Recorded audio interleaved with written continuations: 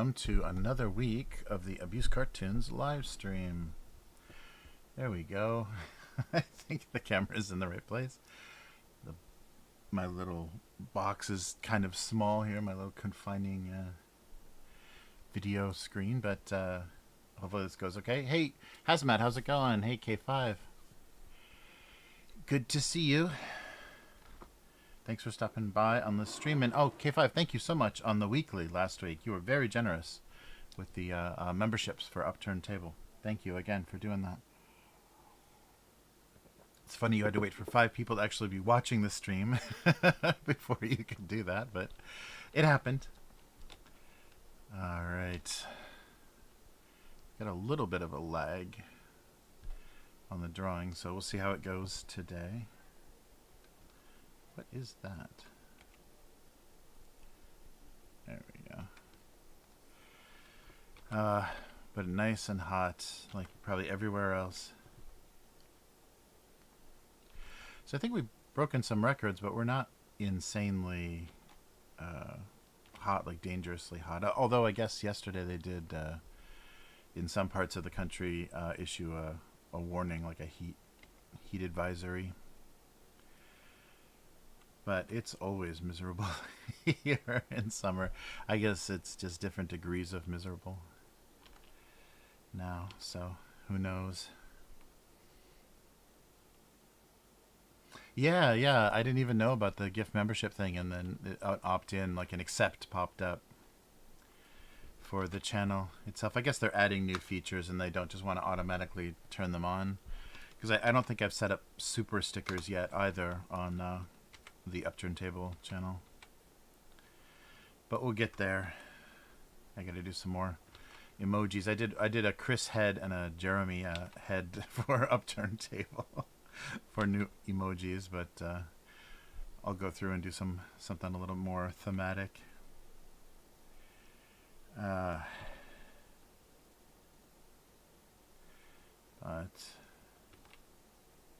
yeah, still getting that all worked out. Right. But I hope everyone else is doing well and all this nonsense.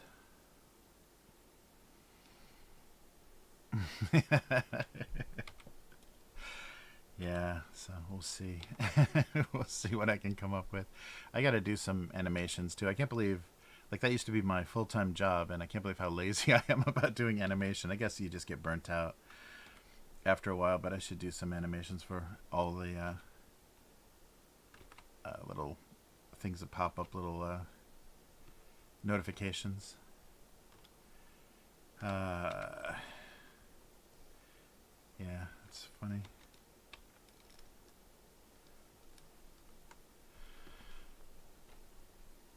Alright, so just warming up here a little bit. I guess I'll stop drawing crushed cardboard boxes.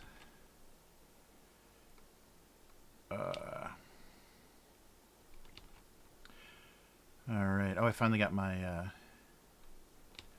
laser cutter back up and running. I kind of had it, I had a cover on it, and it was just kind of sitting, trying to not gather dust for a while because I didn't have any projects or anything I was doing. But I was coming up with trying to do some little, this is just like a prototype of like a little toolbox. But I used I used their cheap, I forget what they call it. It's kind of like just a chipboard. It's not MDF. It's like much weaker than MDF. And I realized the way that these style hinges work, they have to slide smoothly, which is fine with hardwood or any kind of wood, plywood even. But with this chipboard, it catches. It's not smooth and it catches, so it broke. But I'm trying to do some cases for miniatures and stuff, so I can organize stuff a little bit better. Yeah, there's a website that'll generate those what's that called? Those interlocking, that kind of tooth style. It'll generate vector files. Just give it specifications, and it'll generate those files for cutting on a probably either a computer controlled saw or like a laser cutter. Little sides for your boxes. So that's pretty cool. I forget what that's called. Hey, unknown girl, how's it going? Oh, thanks. Yeah. I had to give up the having my hair plastered to my face. I didn't solve the problem completely, but yeah, I had to thin stuff out. It was getting a little too unfriendly in the summer. Yeah, always having sweaty, strange. Oh, man, that might be a little too meta. A word balloon joke. How's it going, unknown girl? How's your temperature doing where you are? Yeah, we're not quite triple digits here. I think we're still like hovering in the 90s, but the humidity, it's pretty brutal.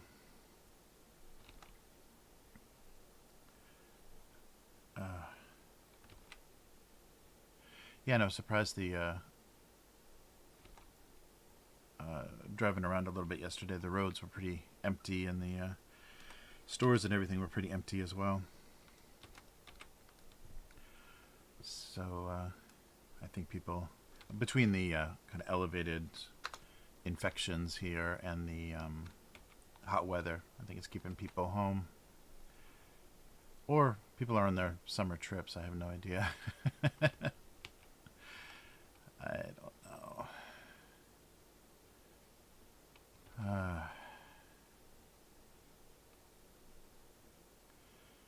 Yeah. Oh, that's right. I forget. Opposite season. That's right. All we were complaining about is heat and humidity. And unknown girl is putting on another sweater. I can't believe I forget that constantly. Very little time difference, but very very big seasonal difference. Yeah, I was just talking to someone too about how easy it is to forget the daylight savings time, how that screws you up, especially when it happens, like you have plans and you're doing something and then that comes up and then all of a sudden everything's an hour off for no reason. It's hard to remember, because you get reminded if you're in a country that does that, you get reminded of it, but not outside.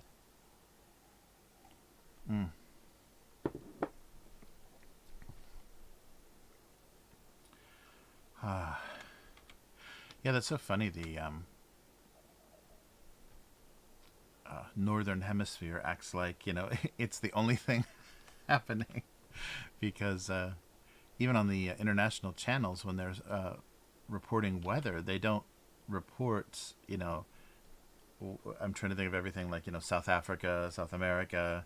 They don't report in Australia, all the countries that would have opposite weather. I guess because it's not as sexy, unless you are having some kind of natural disaster, it's not as sexy. So they just want drought and heat waves and carnage. Oh, that's right. So because you guys get brush fires and things in the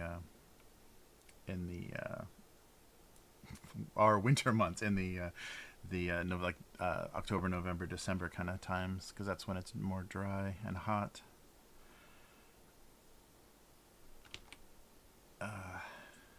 So always someone is having some sort of craziness. All right.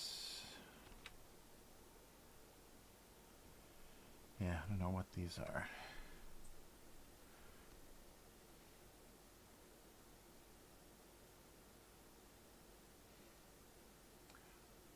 Oh, that's really funny.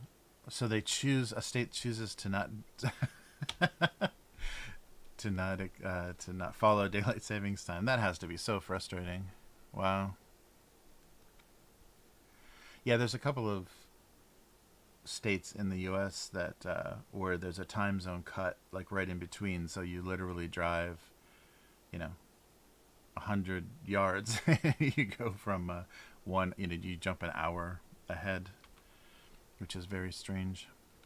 There's just like sudden sudden time differences because of that kind of nonsense.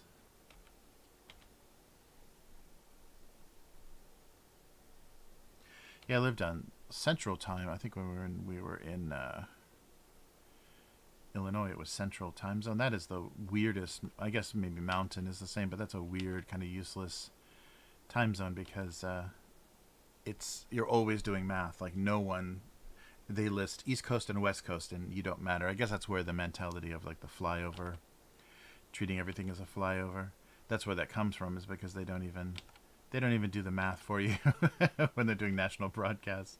They're just like, yeah, it's not going to be at this time for you, but who cares?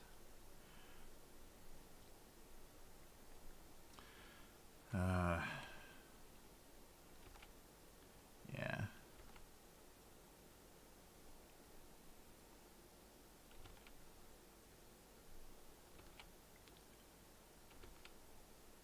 All right. A weird looking briefcase.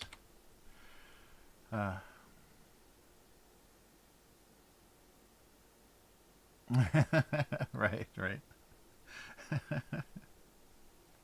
Yeah, that's true. I guess they need to need to make it work for work days and stuff, especially if there's heavy agriculture in that area. They need to do something about it.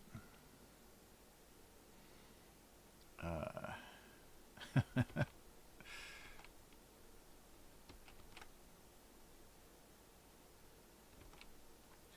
yeah, so hopefully I can keep the time straight. It's on my phone. Like I have a world clock thing on my phone that'll tell me the time differences, and I think it adjusts for daylight savings and everything. So I shouldn't be making those mistakes. I've been here too long to be making those mistakes, but still do. Mm. Yeah. It is funny to be in a country so small that there's one time zone. There's not like one type of weather, but it's pretty close. And yeah, there's literally one time zone for the main. Yeah, I think for everything, because everything, even if it's not nearby, it's the same longitude still. So one time zone. So we're on. You don't have to differentiate between Tokyo, Osaka, like all the major cities. There's not a time for them, so that feels funny. Everything is on the same time. But just Tokyo culturally not culturally dominates, but it gets the most attention. It kind of economically dominates the country, so that's where people go for the big bucks and the big careers. But still, it seems like culturally, like fashion, language, and things, it's still Kyoto is, which is funny. It's kind of a hipster city, and a lot of trends and things are started there. And it takes a while for them to move.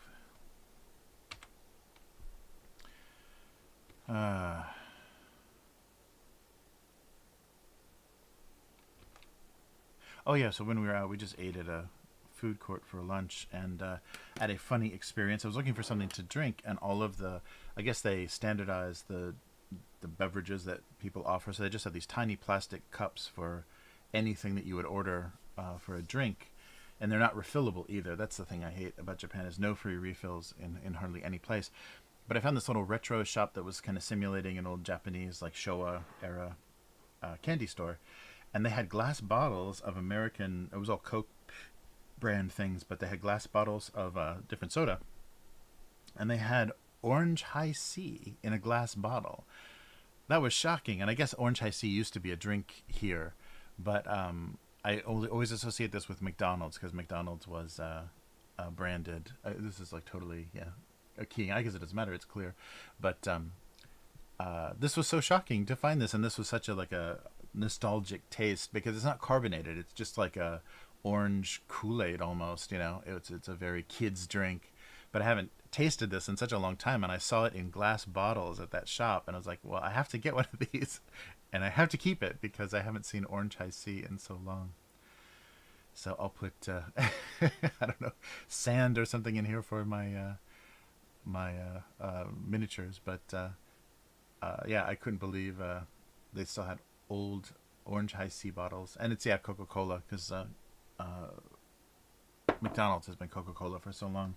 But that used to be when I was really little. That used to be my standard, my go-to beverage at McDonald's, and I haven't had it or seen it for a while. There's a Minute Maid. I think they do Minute Maid orange in Japan. So it's Coca-Cola. McDonald's is Coca-Cola, along with a lot of other things, because it's not KFC and Pizza Hut and things are not PepsiCo here, or whatever, Yum Foods or whatever the brand is, the big monster company. So they are Coca-Cola. Sometimes they're Coke also. They change. They don't have that same kind of loyalty, that long-term relationship. So yeah, and the thing that sucks is if it's Pepsi, a lot of times it's Pepsi Next, so which is basically Diet Pepsi, and that's all they have. The only cola like selection at KFC here and a few other places is only Diet Pepsi, which is just insane. Yeah. Yeah. This was like a weird retro shop, and I'm not sure if you were. Maybe you were supposed to return these. I'm sure you probably were because they were very cheap. They were only like 100 yen or something, and you're probably supposed to return them after you use them. But I couldn't resist the nostalgia of that, and I never even seen the. I think on the machines, like on the fountain machines, they had this logo with colored, yellow and orange, but I'd never seen it in glass bottles. And there's another competing domestic company that makes a non-carbonated orange drink, Beerley's, that I think I've showed you guys before. But Beerley's is maybe more dominant than High C Orange, so it was never huge in Japan. But yeah, sure was a standard drink at 70s McDonald's. I don't know if it's still there or not. Yeah, right. Yes, I'm just stealing things, I'm sure, and putting it on the live streams just to make sure the authorities know. Yeah. Yeah, so don't make your glasses too cool, and don't put retro logos on anything. Uh, yeah, they do that a lot here to promote to sell alcohol. They'll do like a highball glass or different types of glasses with stenciled logos and things like bundled into your purchases of like a bottle of something as a promotion. So I've got a weird assortment of glasses at the office from buying alcohol. Uh, yeah, some Suntory whiskey and what else? Yeah, different. I think it's mostly different whiskey. Yeah, Japanese people must be suckers for that. But the glasses are always, because they're Japanese size, they're always a little too small. Just like these bottles. Like this is a tiny. This is a vending machine bottle. I think the size of this. It's that really thick glass, but it barely holds any liquid. So it's a the old style vending machine bottles, not the grocery store returnable bottles that they used to have.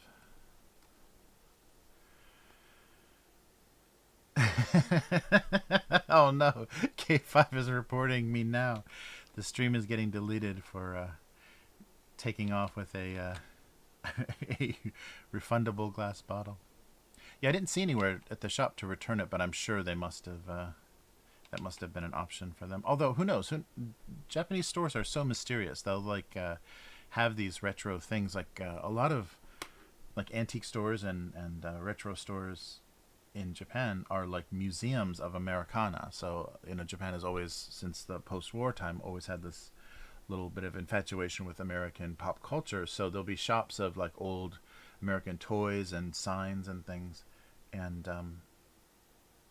so they'll just have mysterious things. Like they have those glasses from I think they went all the way into the 80s. Those like cheap, like Welch's jelly or jam. I think it was Welch's jellies. Had like Warner Brothers characters like playing baseball or like doing weird things.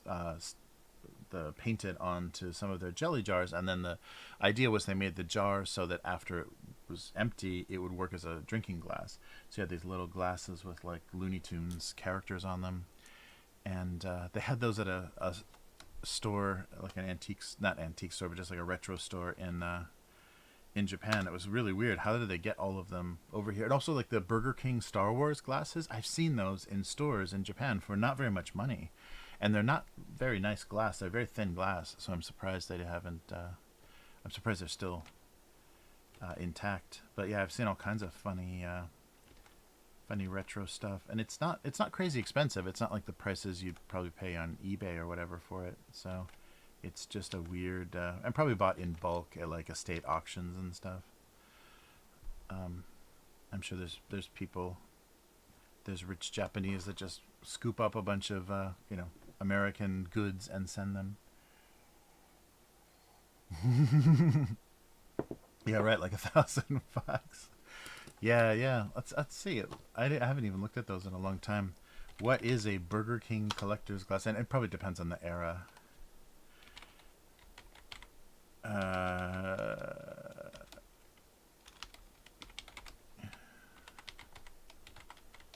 And everybody calls it something different.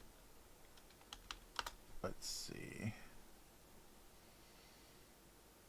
Oh, about two. Yeah, it's listing. Yeah, for about $20 maybe, depending. Yeah, but they're really thin. Wow, yeah, you can get a whole set of the uh, Return of the Jedi for. Yeah, they're about 20. Yeah, everything's about $20 a piece. Wow, I can't imagine trying to ship them here though. They're very fragile. Ooh, there's a complete set for 350. Because I remember them being not. Oh yeah, yeah. Wait, let me. In case what I'm talking about makes no sense. Oops. Oh, are they not going to let me do that? Let's try this way. This is what I'm talking about. Those cheap ass drinking glasses that I like how I've drawn on top of them. That they sold at McDonald's in the U.S. and probably like internationally when Star Wars was popular. So for each of the movies, I think they did 4 glasses because the set is 12. Yeah, so they did 4 glasses for each movie. Yeah, these are old. This is old shit. This is late 70s, early 80s stuff. But they're not very nice glasses, so they can break pretty easily. So I guess intact, that's pretty impressive. But they advertised the hell out of these too, and because Star Wars was such a thing, and they had them forever.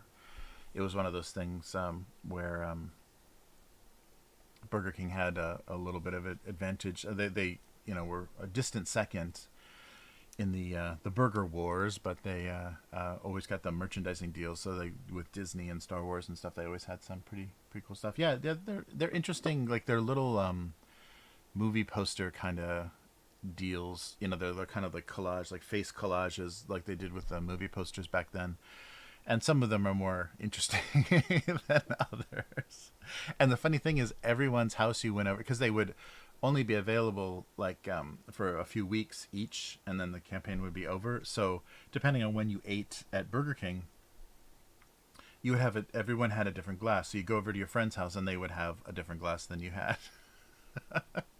So that was always you could tell the week, if you knew the schedule, you could tell the week that they ate at Burger King because of the the glass that they got. Yeah, I think I remember glasses being a thing for a little while, but it seems like that would be pretty troublesome because they'd probably get broken in the restaurant. They'd be broken on the way home because if it's just little kids, giving them glass, giving them a drinking glass doesn't sound like a great idea. And they weren't, real thick, heavy stuff. But yeah, that was my nostalgic memory of that stuff. But that kind of stuff just shows up randomly in Japan. It's really funny. So they must do some auctions. They must have people that are just buying, just like the people that decorate TGI Fridays or all those stores that have just the junk on the walls. Those must be people that just buy up, antique lots at auctions for cheap, and they just like throw away most of it, and then put the boomerang and the snow sled and the whatever random stuff, the propeller from boat or whatever on the wall to make it look decorative. They always just have such random stuff like old license plates and metal signs and stuff. That's a thing. All right. Yeah, it's just so funny though that Japan, and even like I talked about before, Japan is a museum for like failed companies too, because we still have Tower Records, we still have Lawson convenience stores. What else is? There was a couple more. Oh, Mr. Donut. We still have Mr. Donut here. There's like a couple of brands with their logos intact, like their old logos intact, that were bought by Japanese companies to like the franchise was purchased for here, so they run them, and so no matter what happens to the original company, original brand, they still exist here. So it's a weird, it's a very weird time capsule of 80s, and that was the time when Japan had the money to do that, was the 80s. So it's a weird collection of 80s brands. Right.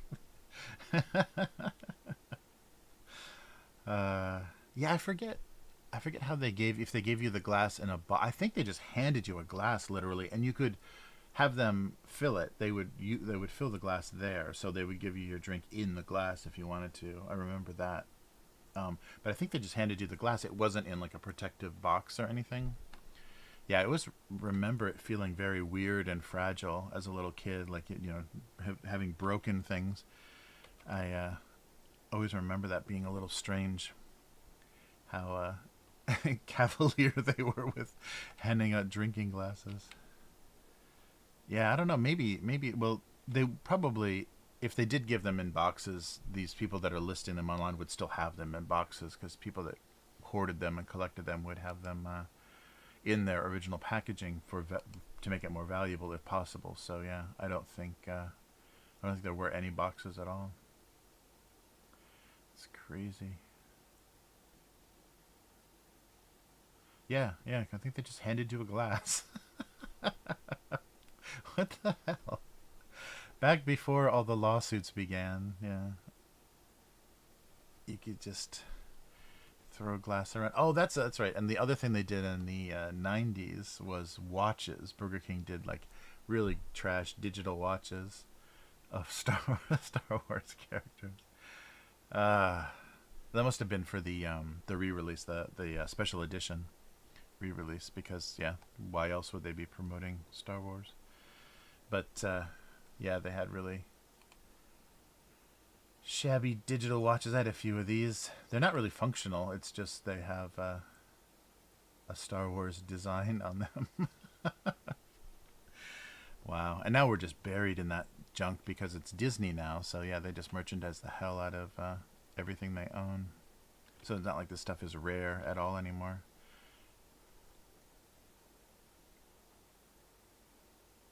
Yeah, I wonder how they were actually stored, because they probably were just in like a cart, like a divided carton, so they didn't bang together, but they were just, because they would just hand you a glass on the counter.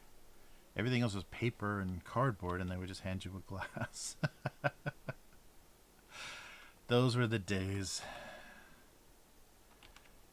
Everybody's weird, shaggy hair and their socks jacked up, their striped athletic socks jacked up to their knees, getting glasses at Burger King. That's bizarre. Yeah, what was it?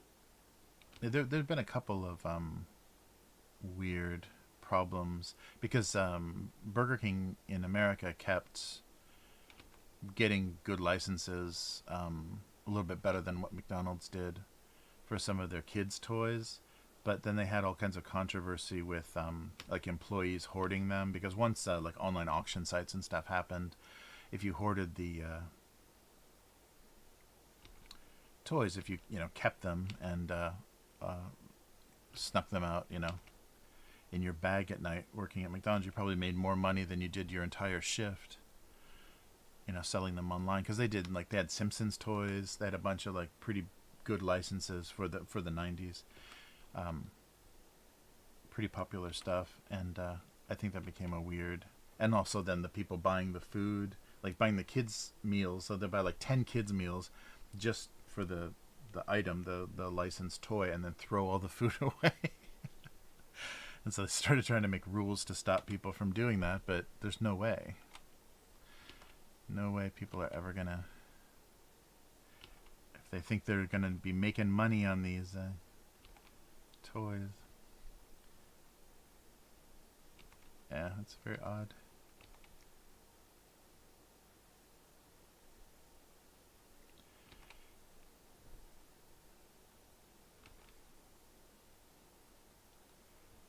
Alright.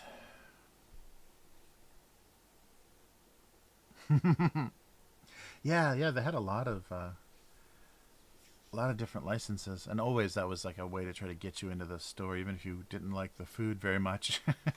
You could, you would at least bother your parents to take you so you could get the toy. Hmm. Yeah, I think things have kind of fallen off. And with everything, like I remember the free toy that was included in like breakfast cereal or some like snacks, bags of snacks and boxes of snacks would have a toy in them, and even like Cracker Jacks and stuff. There used to be some really cool stuff free for kids inside those boxes, and then just very gradually they made it so cheap. They made the free thing so um, just ridiculous, like a single temporary tattoo or like a single sticker or something was what you got in a package, in a whole package of something. So yeah, very very strange, because it used to be stuff, almost like Kinder eggs, where it would be stuff you could build, and it was had some design and some fun to it. And now, yeah, it's just a bunch of trashy, pre-painted, pre-assembled, Chinese stuff for the most part. That's pretty nasty.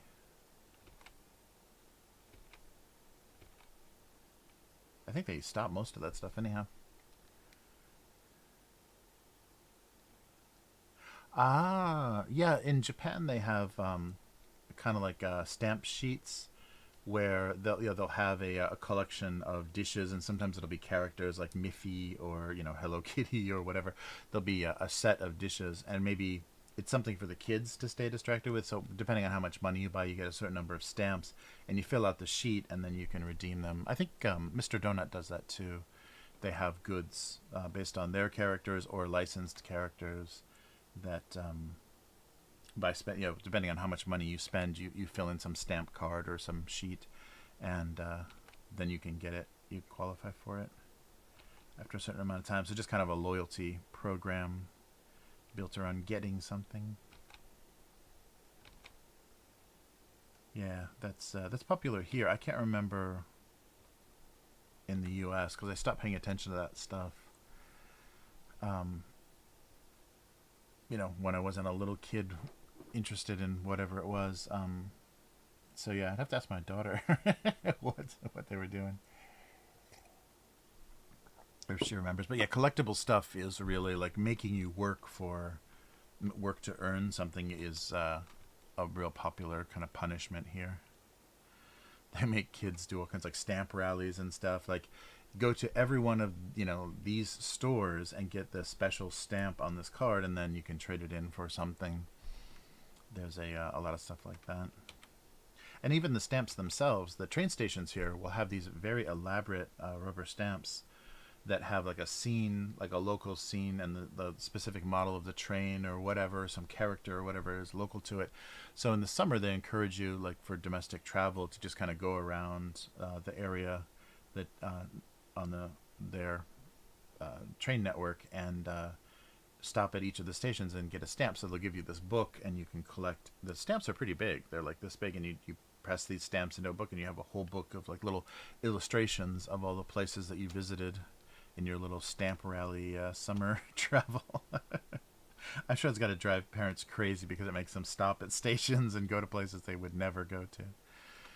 But encouraging domestic tourism is never a bad thing, right?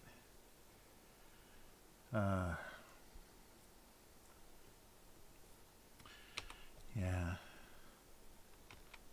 Yeah, that's why going to, I guess it's getting pretty bad in the US too. But as far as like trade shows, like video game shows or comic book shows or whatever, there's very little free giveaway stuff. There's very little swag. Maybe there's swag among the kind of business to business meetings and stuff. They'll give T-shirts or whatever, but they have really turned it into like performing, like doing some trick or doing some contest or doing some stupid thing to earn some cheap little goods from whatever company it is. But in Japan, they really make you work hard for that stuff. There's all kinds of stupid requirements just to get free little tchotchkes from a company. I was really surprised by that. I guess it's just because there's so many people, they have to make it a little bit more difficult, or otherwise they would just be constantly handing out stuff and it would just be gone. Get a little too expensive. So maybe it's a way to slow down the rate at which they have to distribute that stuff. But yeah, I was really amazed by how how intense, how long you have to wait in line, and what you have to do for free junk.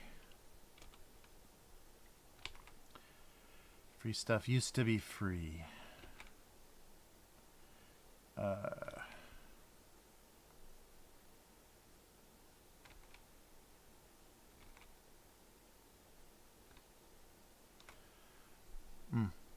Yeah, that's funny. I haven't seen those glasses in a long time. I forgot about the designs and everything.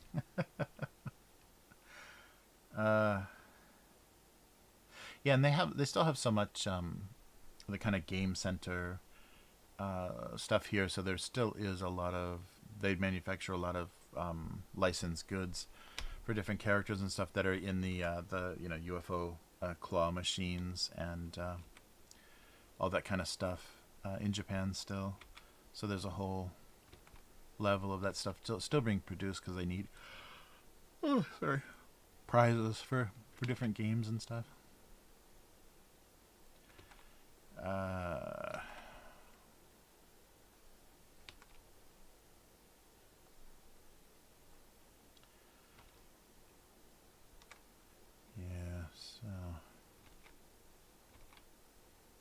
Yeah, they're not talking about it so much in the Japanese media, or I guess it's the English language Japanese newspapers and stuff are mentioning it a little bit more. I guess they aren't so directly controlled. They're not getting a government message out there, but they're talking more and more about the assassin that killed the ex-prime minister, the 40-year-old guy who looked like from every photo that I saw originally, it looked like a 12-year-old kid. He was so thin and tiny looking. But the connection, so originally there was no motive. So he said to the police, this wasn't political. I just had to do this. And then I guess he was interviewed for a while, and it came out that his mother had thrown away the family's life savings. I'm not sure if this is reported in the U.S. already, so you may already have heard this.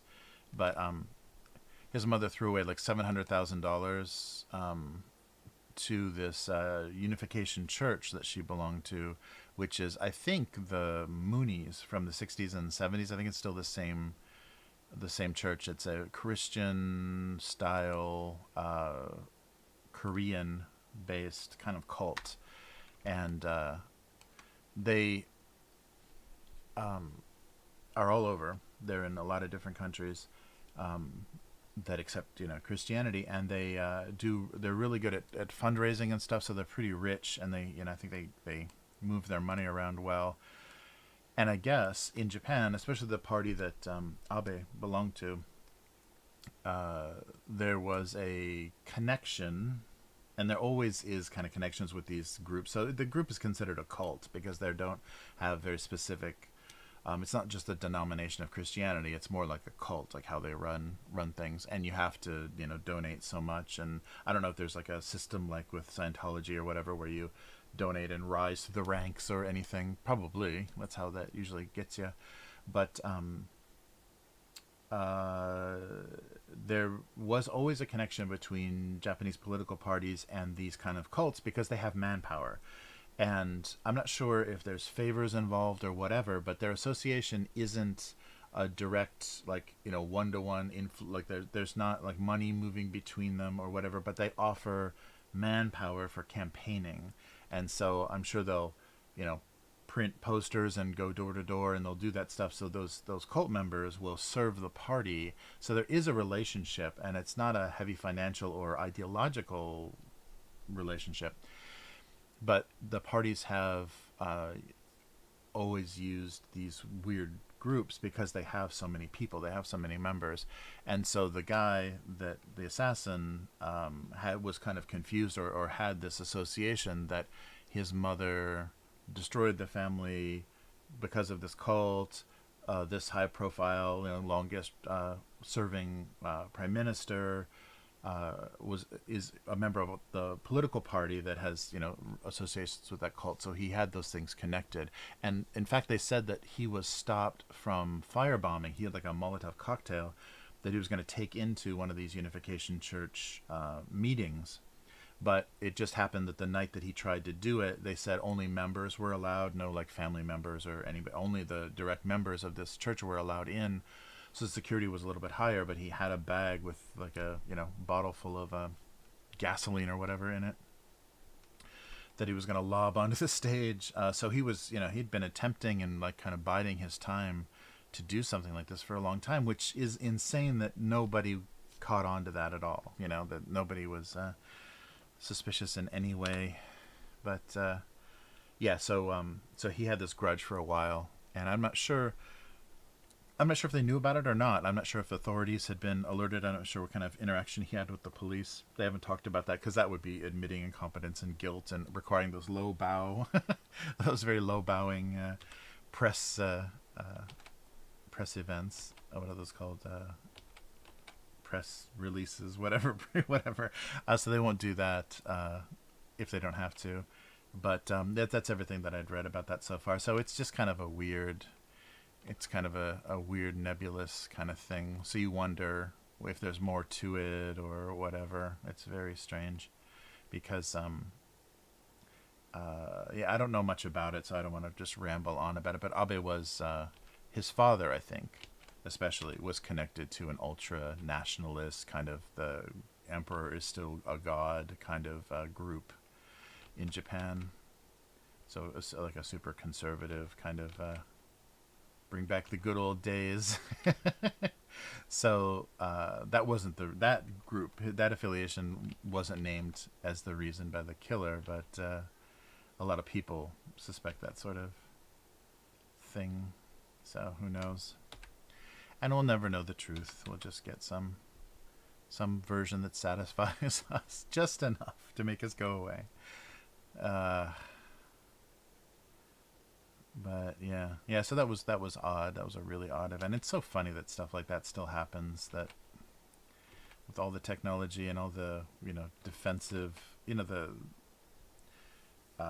types of Kevlar vests or whatever material they use now for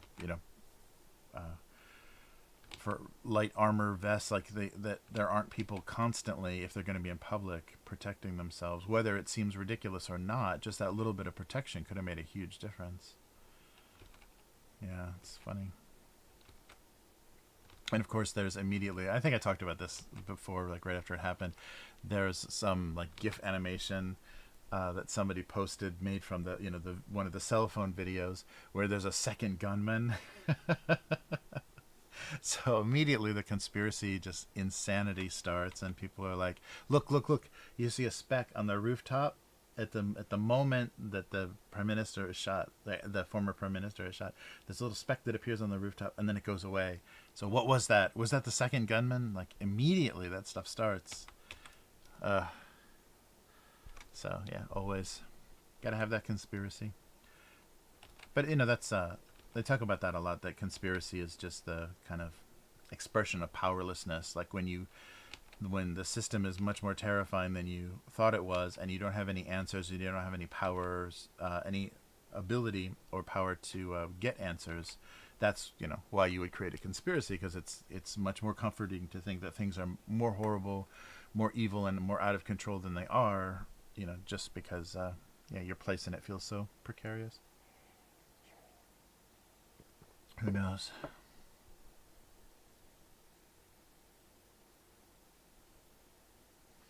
Oh, interesting. Oh, sorry, I missed that. Unknown Girl.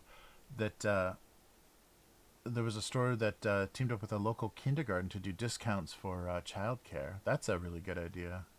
Yeah, shop with us, and we'll help. We'll lower the price of your kindergarten or daycare or whatever. That's pretty cool. Yeah, there's going to be a lot of opportunity to do that kind of stuff, like generate store loyalty and customers with various things that people are already using. Interesting. And what was the other thing? The ultra nationalist thing. There was something else funny Japanese thing that I was talking about just recently. I can't remember.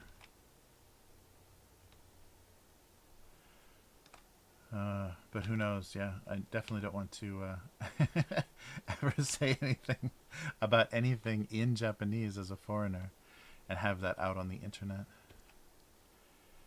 All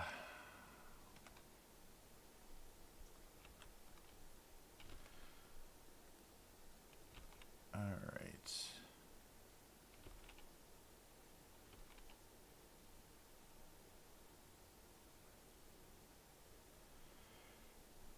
This is a totally different line width. God damn.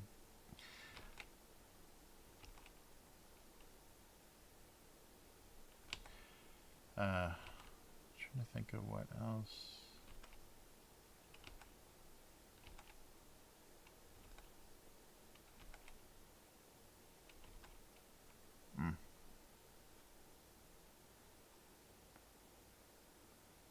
Oh, that's right. It's getting deleted anyhow.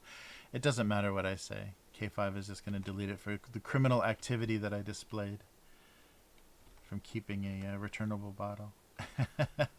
This is totally useless. All right. Nice. What am I doing here? There we go.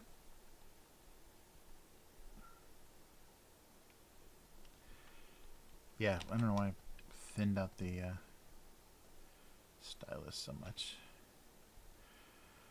Yeah, it's funny.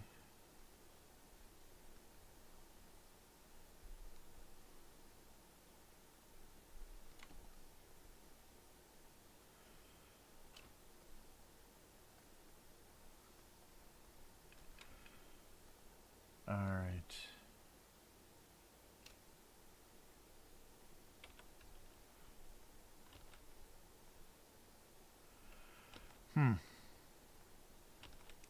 Yeah, I was thinking a lot about the weird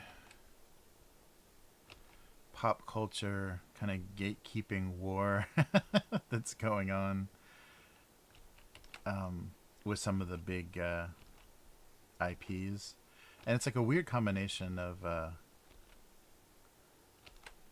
kind of factors coming together, because these studios trying to milk these original, things that were popular a long time ago, and that are original IPs that they can defend. They're they're copyrighted or trademarked, so they can defend these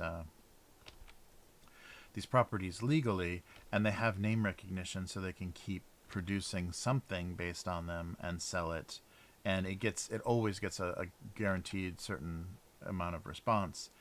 So we have that thing existing, and then we have this like younger generation of creatives, like people that are in their have directing careers and writing careers and stuff, and they're in their 30s and 40s now, and there's just some weird dynamic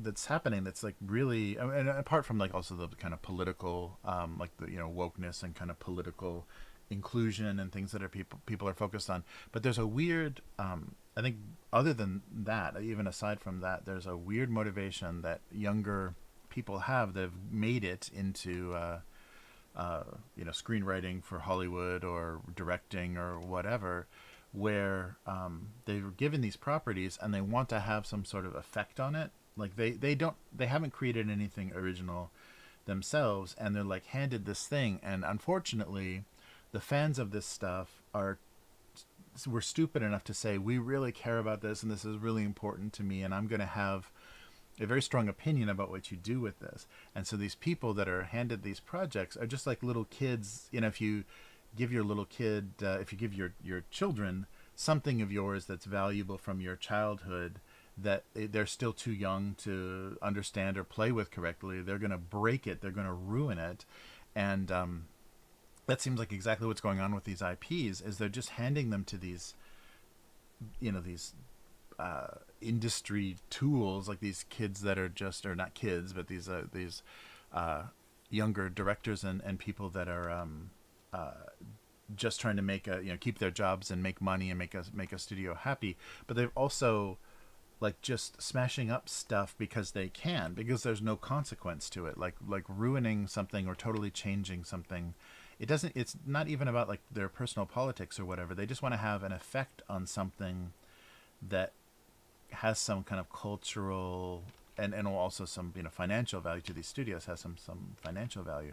So there's a really weird motivation, and I think it speaks a lot to the narcissism and inability of both like Hollywood and the people working in it to either successfully launch an original IP, original idea, or just having either the inability or no desire to, and just trashing stuff from the past. And so we're just seeing, and the fact that they you just name things, like when they do a lame remake of a movie and they name it the exact same thing as the original movie, there's something so short-sighted and stupid about that, because now that we have IMDb and catalogs of we have these searchable catalogs of everyone's filmography, and it's very easy to source this stuff.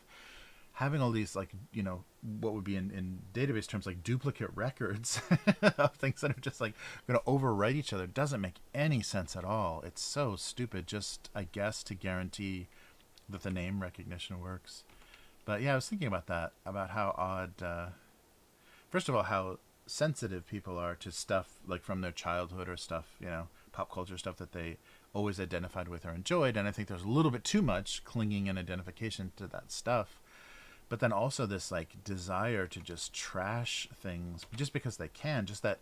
And I think it's that corporate instinct. Like I've had so many, accountants and, people that are not involved in anything creative get the power to tell me, to make creative changes to something, and they love that. They like live for that kind of nonsense.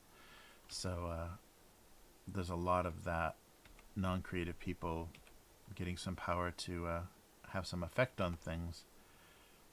And yeah, it's very ugly. But I guess that's always existed. It just is more painful now because it's stuff I actually care about. I'm sure my grandparents' generation was disgusted by holographic Frank Sinatra or whatever was happening at the end of their lives.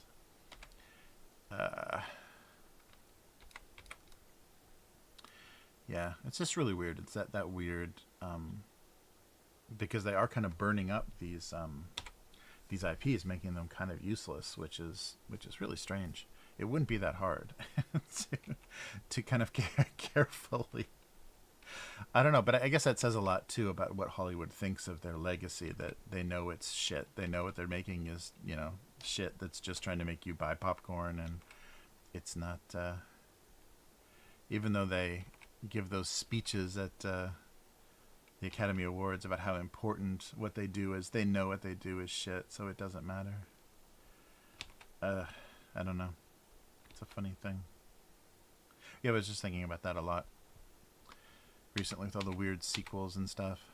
And we're not gonna. That's never gonna end because it's like there's so much safety. That's a safer investment. And you've got Chinese money to invest in destroying American pop culture. Hell yeah, of course they're gonna be doing that. Mm-hmm. Hey Rev, how's it going? Yeah, baseball is probably the number one sport. It's definitely the number one spectator sport in Japan. Basically, it's baseball, rugby, and of course like sumo, like traditional Japanese sports. But I'm trying to think of the like the organized team sports. Universities are playing a little bit of American football and soccer. Yeah, the soccer is pretty popular. The national team is pretty popular. You see a lot of that, but I'm surprised. And maybe it's just the area of the country that I live in. But rugby gets a lot of attention here. But baseball, yeah, I think is the number one spectator sport. It's always on. You go into a bar, or even like a ramen shop that has televisions, and baseball's always on during the baseball season. And there's a lot of team loyalty and stuff, even though the money is messed up. Like Tokyo has all the money, so everyone else's teams are pretty bad. But yeah, it is. It's weird that whole remaking things is very strange because there was already that instinct, even by the original creators. There was that instinct to update because once things became digital or once it was the technology was there, the desire to update things for a new audience, and that's exactly what Lucas did by re-releasing the Star Wars films in theaters and doing all that digital shit on top of them. He kept it kind of a active property that could still be merchandised and get a whole new generation of kids to watch it and not have anything feel too old or they didn't notice any of the janky effects or anything because they all got digitally cleaned up. And so that set a weird precedent that I think they just keep imitating. Kind of like if a foreign film is popular, if there's a popular Korean movie or a popular Japanese TV drama or something, they won't just bring it to they won't license it and release it in the US. They'll remake it with an English cast, and so there's the desire to kind of ruin the original thing with foreign films, and they're doing that now with older stuff. Yeah, what was there's been some really funny remakes that I couldn't understand why you would possibly want to do that recently. I can't think of any of the ones that stand out, but they're just like, they're so recent. It doesn't make any sense why they would why they would want to remake them. Yeah, it's very odd.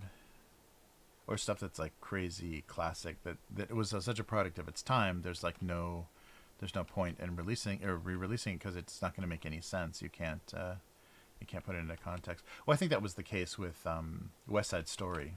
I don't know why they thought they could do a film version, a remake of the film of West Side Story, because it's like there's a lot of race in there, and then the original movie version, not the play, but there was a lot of different ethnicities or different. It's just like, how is this going to work in this modern time? And of course, it didn't.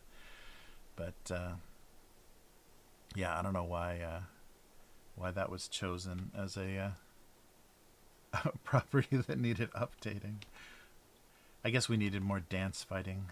They were hoping the gangs would just turn to snapping their fingers instead of lighting each other up.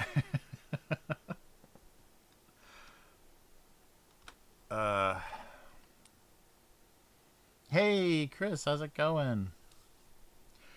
What are you doing here? Oh,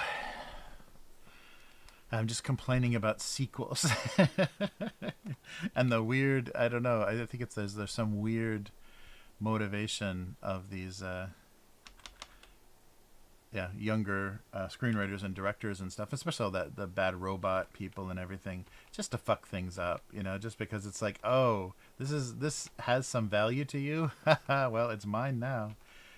And just fucking stuff up. It's weird. Just reminds me the example I gave was like, giving your kid something that was important to you when you were a kid, too early, and they just instantly destroy it. Like that's exactly what a lot of these movie properties feel like. It's like if they would have just been cared about a little bit more, they may have been shepherded a little bit better, into becoming important to a new generation.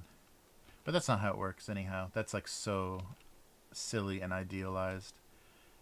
It's just, can we make, if we can't make money out of this stuff, then just throw it away. That was a funny thing. I watched a documentary about the restoration, the director's cut. They did a lot of digital restoration of Blade Runner. They fixed some of the weird shots that didn't work very well, or were obviously like the stunt men and stuff, or stunt women in some of the scenes. And the only reason they could do that is because Warner Brothers had this huge palette of old reels of all of the multiple passes of effects shots and everything. They were just sitting on this palette marked trash, and it had just gotten lost in a warehouse, and it was supposed to be thrown away 30 years ago. But when went time to do the director's cut, they're like, hey, we still have a lot of this stuff. Should we try to use it, digitize it, and try to use it? So you realize how unimportant. And I think I gave the example, or I was talking, I forget if that was here or whatever, but I remember the old Universal Studios tour. Like when I went on that tour in the 90s, like before I lived in LA, but it was just like visiting. If you went on that tour in the 90s, the Universal Studios in Los Angeles is the actual studio. It's like right next to to Studio City and where the actual movie studios are. And the tour is pretty small because it's, they don't have as much space as Florida does, but there is actually real stuff there. And I always remember your little tram is going around through some of the buildings, and around the corner was just a stack of junked cars, and they were the police cars and spinners and everything from Blade Runner, just like sitting out in the sun, getting their paint faded and all like busted up and rusted and everything, because I guess they poured a ton of water on them. So this is the rusted shells of all the Blade Runner cars were just like thrown, I guess because they used the lot, they used the Warner Brothers lot or whatever. So those cars were just sitting there, and that was so shocking because it wasn't even, that movie was like, barely 10 years old at that time. And so it's funny how that stuff doesn't have any value. It's just to make money, just like the old animation. So many of the old theatrical cartoons of Warner Brothers and MGM, like Tom and Jerry and Bugs Bunny and stuff, to save money, they used to scrape the paint off of the old cells and reuse the acetate for other cartoons. So that's why that weird market popped up in the 80s of like collectors of animation cells, is because so many of them were destroyed just because they were only photographing them to make the film, to make the money. So all that stuff is just detritus of the money making process of movies and animation and everything. So yeah, that's definitely how so many people are looking at these properties. What can we get out of this, and should we bring it back? Yes, no. What's the timing on this? But now they have so many more. It's not just theatrical releases. There's streaming, and there's so much. So many platforms and so many people just trying to fill, because we used to think that trying to fill time on a cable station was difficult. Now this streaming, it's more content than just would run in 24 hours a day, 365 days a year. It's more than that you need, because you need multiple genres of that on your streaming platform. So yeah, it's gone even beyond what they thought was almost impossible to do back in the days of cable television.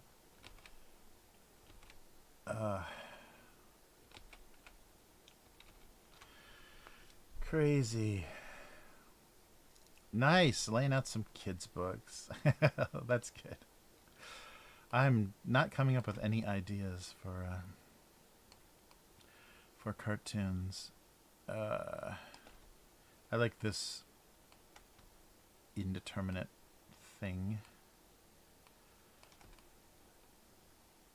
All right.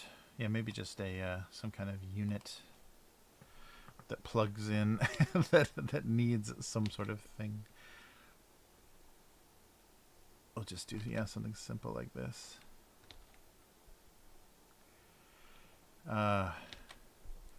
Nice.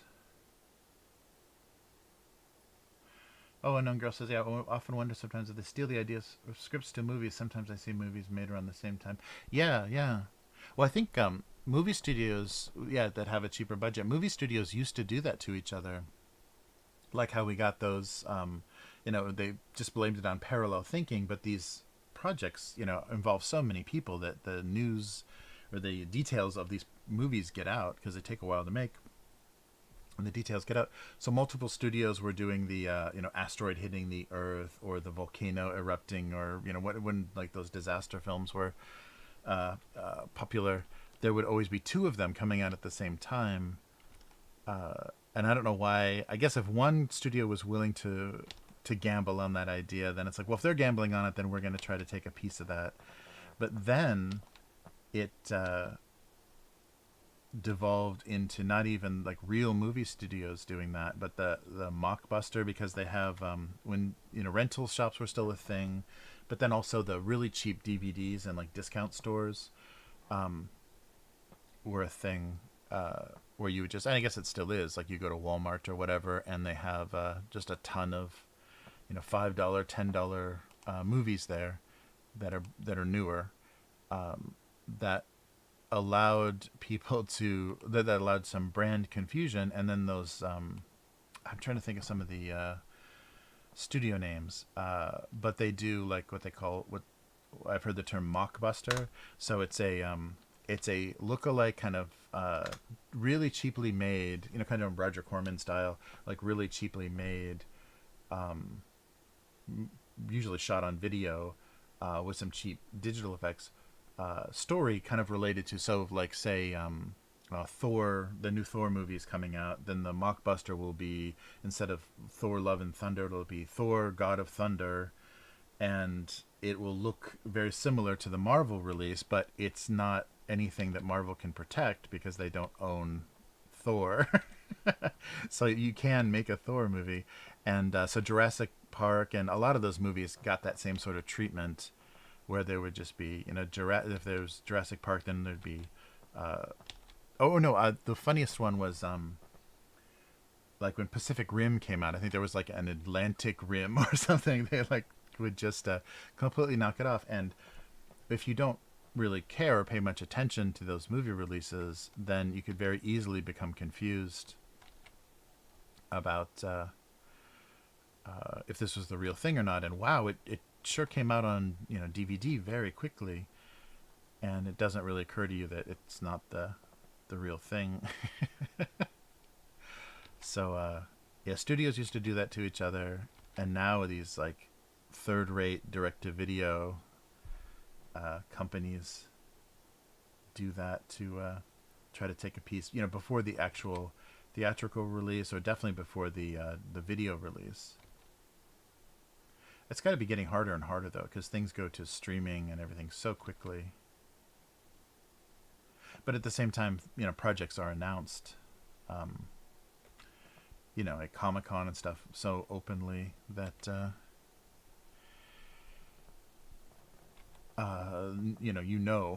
what's out there.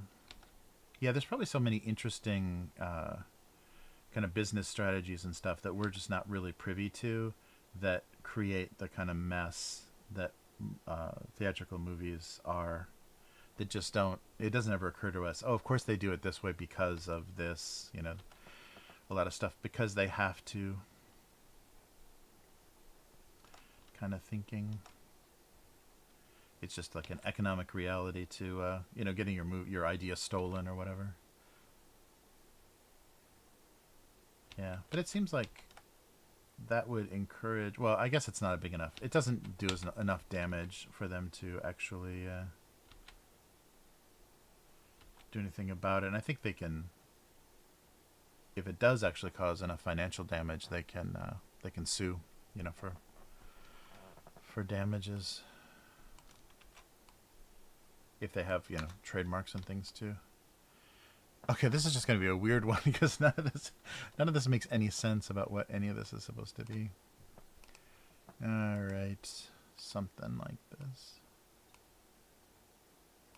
But yeah, I'm sure there's a lot of the way the business works and it's kind of like, finding out how magic tricks are done. It's not actually that interesting, and it just is kind of depressing. It makes you like not ever want to go to the movie theater again. Just like working in fast food, it makes you never want to go there. Yeah. Cretaceous world. Yeah, right. Instead of Jurassic World. Cretaceous world. Yeah, it's such a... It's a funny thing that the smaller, direct-to-video, kind of Corman-inspired companies started doing that. Well, I guess Roger Corman, I mean, that's where, knocking off Star Wars and everything was a lot of his success. And it's funny, too, because and I don't think that's the case anymore, but in the days of when, what was it, International Pictures or whatever Corman's, I forget the name of Corman's studio, but when I guess he had a few different names for different studios that did things, but he actually underpaid really talented people to work on super low budget, knockoffs of certain ideas, and those people learned, that's where they learned their chops and how to actually make movies. So like Ron Howard and James Cameron, and I mean there's way more. There's crazy famous people that work for Roger Corman, but he actually worked with talented people, and now I think a lot of those direct-to-video ripoffs are just hacks, and it's the effects are done in who knows, like Eastern European digital houses and stuff that don't even know what they're working on, basically. So it's not training a generation of like auteur filmmakers. It's just wasting everybody's time. It's just making a buck. It's nice, I guess, when commerce and creativity serve each other a little bit better. I guess we're just not going to see that for a while, just because of all the way the medium was working and the requirements of digital production and everything, the digital effects and stuff.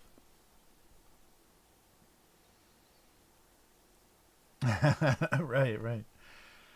Yeah, I think they've even stopped doing that though. I think they're not even the knockoffs. They're not sexying up any of the knockoffs or anything. Some of those, I mean, they're just so bare bones. The ripoff stuff it's not even like Sci-Fi Channel quality. It's really really garbage.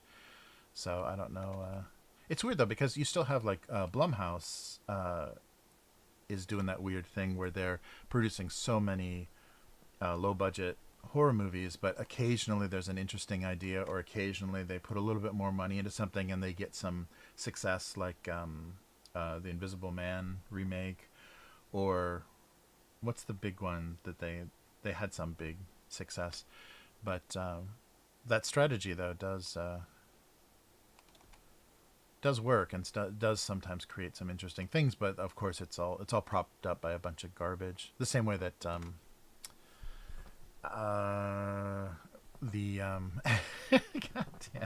yeah, the famous studio that produced all the 80s action garbage, Canon. Canon Films, the way that they were doing that, they're always working on the next film, so they just kept they couldn't stop because they couldn't actually pay for any of the films that they were making. But if they kept stuff box office coming in from multiple films, like 20 some films being produced in a year, then there's always some kind of money coming in. It may not be enough to cover all of the costs of everything, and then once they thought that they could actually do like Hollywood level movies, then they imploded. But yeah, that's a funny approach as well. Yeah, we'll see.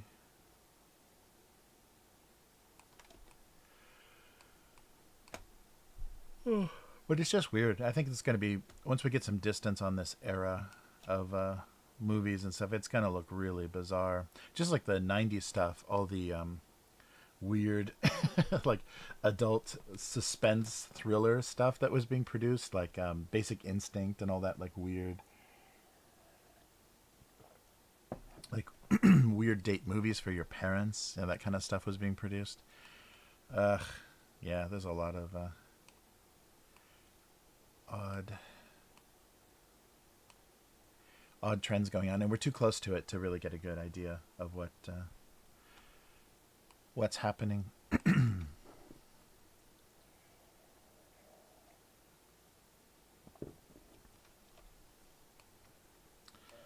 All right. Well, for the second one, I have no idea what to do. Yeah, it's so funny they cannot. You don't even have to print. You don't have to press a disc for movies anymore. Things can just go digitally, like directly onto a platform, or even like shot on video stuff can go directly on Amazon Prime. It's so easy to produce anything now, and there's no way to know, no way to distinguish like what's decent or not. It's all in the same list. Oh boy. All right. So something with glasses or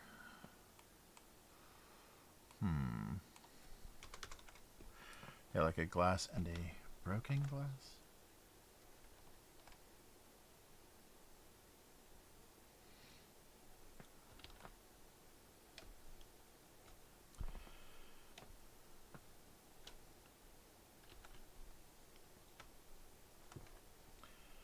So some other little shrapnel from the from the glass breaking.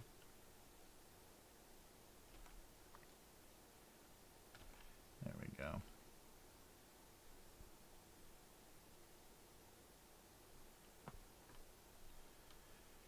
There we go.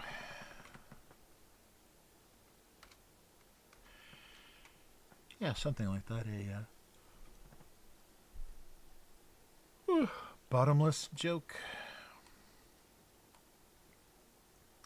Sometimes it meant free refills, and sometimes it meant horrible, disfiguring death. All right, let's try this. Where's the other one? Here? Oh no. Oh no. I'll never find that other glass now. Let's turn that back on. Where was it? All right. Genius move. Yeah, the little thumbnails in Photoshop don't give you enough information to find to find anything. There he is.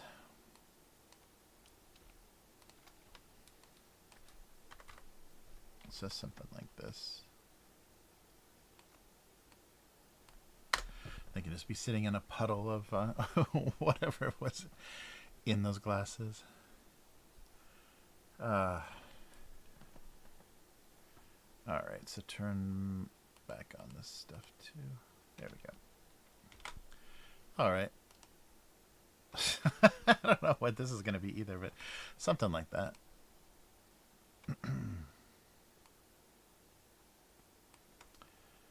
Okay.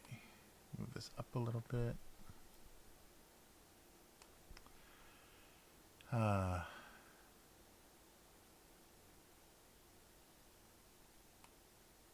Yeah, so I was thinking about the reason I was thinking about a lot of that weird stuff is so my daughter has wanted to go see a bunch of movies recently because it's her summer vacation, and she's enjoying everything. Everything is great.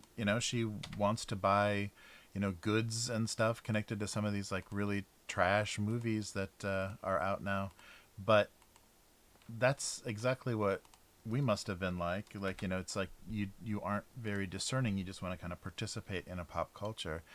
And it's funny now that the internet has made it just a big war for control over whatever, when it's just you know, it's just glorified amusement park rides. It's just, you know, a cheaper way to scare you and make you cover your eyes and have a bunch of stuff jump around on the screen.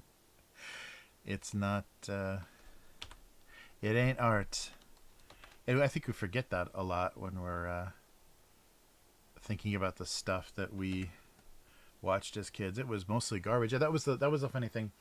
I showed last week that Godzilla book that I made as a kid, and all of my favorite Godzilla movies were the worst Godzilla movies. They were the trashiest ones that like had little morals about not being bullied, or had, like, you know, famous Japanese wrestling moves in them or whatever. It was the absolute worst stuff that I thought was just amazing as a kid, and it doesn't really matter because it's just at the best that all that stuff can hope for is just a little bit of distraction about how shitty the world is. And so if it does that, then, you know, mission mission accomplished. I don't know why we care at all. Yeah, maybe a little bit like that. Is that, what does that read? That's not dark enough, is it? But if I do it too dark, then you're not going to see eyes. I guess we'll make it that color, and we can decide what that is later. But it's funny. I wonder what thoughts my parents must have had about that kind of stuff. Like, ugh, that's what they're into. But we like glorify it, like, oh, but that was Star Wars, or that was, you know, that wasn't this crap that they have now. But at the time, it was all crap.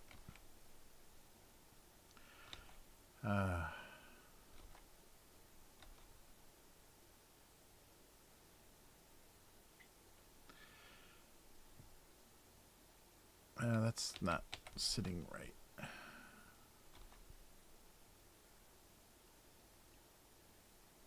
Well, that's a little bit better. Okay, so something like that.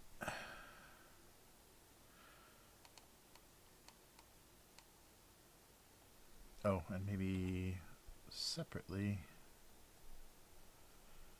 do this.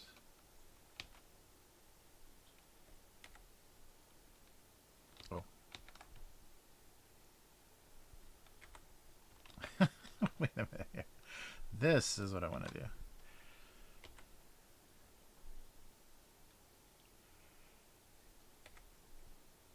All right.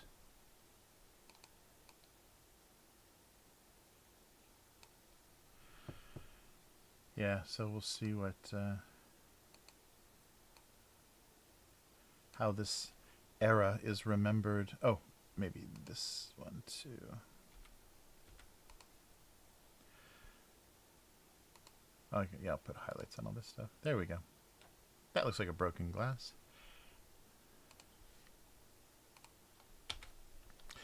It sure is bizarre. It just seems like a waste that they... I guess I need that still. They should be able to take more advantage of these old properties, but a lot of them probably shouldn't survive into a new generation. They don't need to be enjoyed beyond the era that they were born in.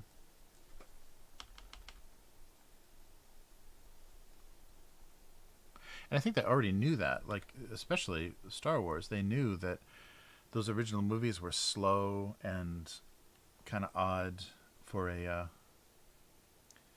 modern audience. That's why they put all the digital effects on that re-release. So it's just clinging to weird stuff. the music you listen to or whatever as a oops. Yeah, I guess this works okay. Something feels a little wrong.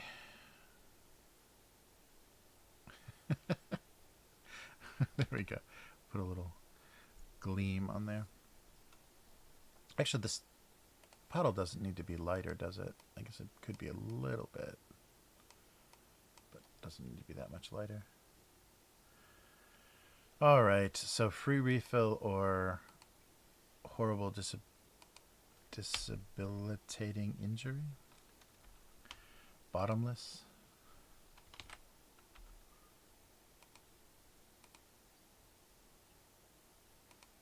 Oh, I've seen some kind of shiny highlights.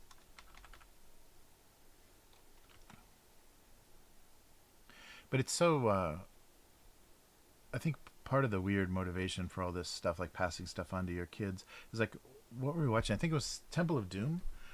We watched the second Indiana Jones movie with my daughter when she was like 10 or 11. And watching her watch that movie for the first time was so fun because she reacted exactly how you remember reacting to all of those scenes, like when you didn't know everything that was going to happen in the movie. It was so fun to watch her respond to that stuff just like we did. So when those movies hold up like that, when they still are, when they're made well enough that they people can still generate, like a couple generations later, still have the same experience. That's really cool. That's fun to see. So it's fun to share that kind of stuff. I guess it's just like now people feel like they need to share their nerdy, weird things. It's just like, this is a fun movie that I saw when I was a kid. You should watch this. Instead, it's like, oh, here's the thing I obsessed with, and I could never stop, dreaming about this weird. So it's like you can't share your nerdiness with another generation because there's too much context or something for that. Hey, Moldy Armpit, how's it going?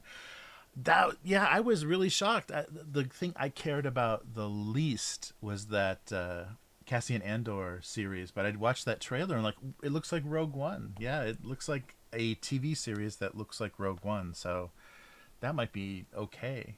It's funny too because the real high profile stuff, the Book of Boba Fett and the that Kenobi series were terrible.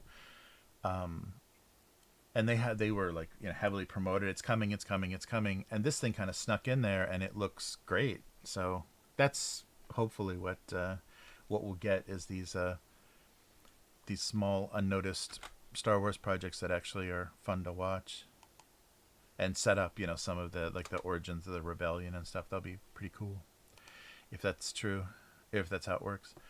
But yeah, Moldy, I agree. I was surprised because it didn't.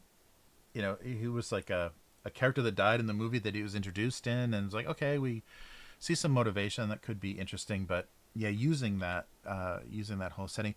And the thing that's going to make that really heartbreaking is if we're seeing the origins of the Empire, and we know his fate, so it's like it's prequel in that way that yeah, he's not going to die in the series, but we know when he's going to die is kind of cool. And they can do interesting things with that in the storytelling. So we'll see if they do. But yeah, the art direction and everything looked great. That's all. Yeah, that's all I really wanted. You don't have to have CG Luke Skywalker in it. Just have that setting with an interesting story and something we haven't heard before. That's all we want.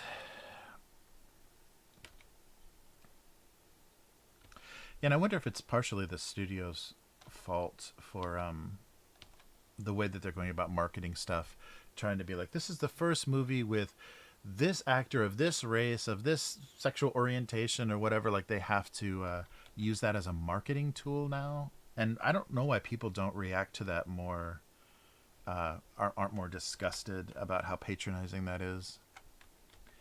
because how many firsts can we have that aren't firsts in all of these stupid Disney, products? I think it's just, yeah, we've got a lot of shitty marketing people to blame on a lot of what's wrong. But yeah, I was really surprised. There was just a bunch of trailers. I went into like a little trailer hole on YouTube, and the Andor came up. Like, damn. Yeah, I'm trying to think. Kenobi. Yeah. It like ramped stuff up. Yeah, it moved really slow. It had that same feeling of they had an idea that they stretched over 6 episodes, and it's like you could have told us a really good 2-hour story, but instead you gave us a 6-hour series.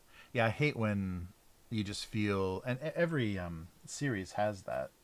Where you just feel the, oh, walking and talking in the corridor scene. Okay, we're not going to move the story forward very fast. It was a real waste of time to show the defeated Kenobi making sushi in the desert. Yeah, that was odd. But we don't know the details of Ewan McGregor's divorce. So that may explain why he took that role and why that project moved ahead.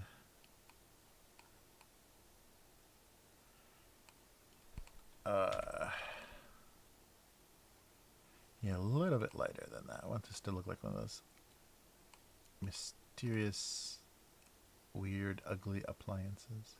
And then this one a little darker.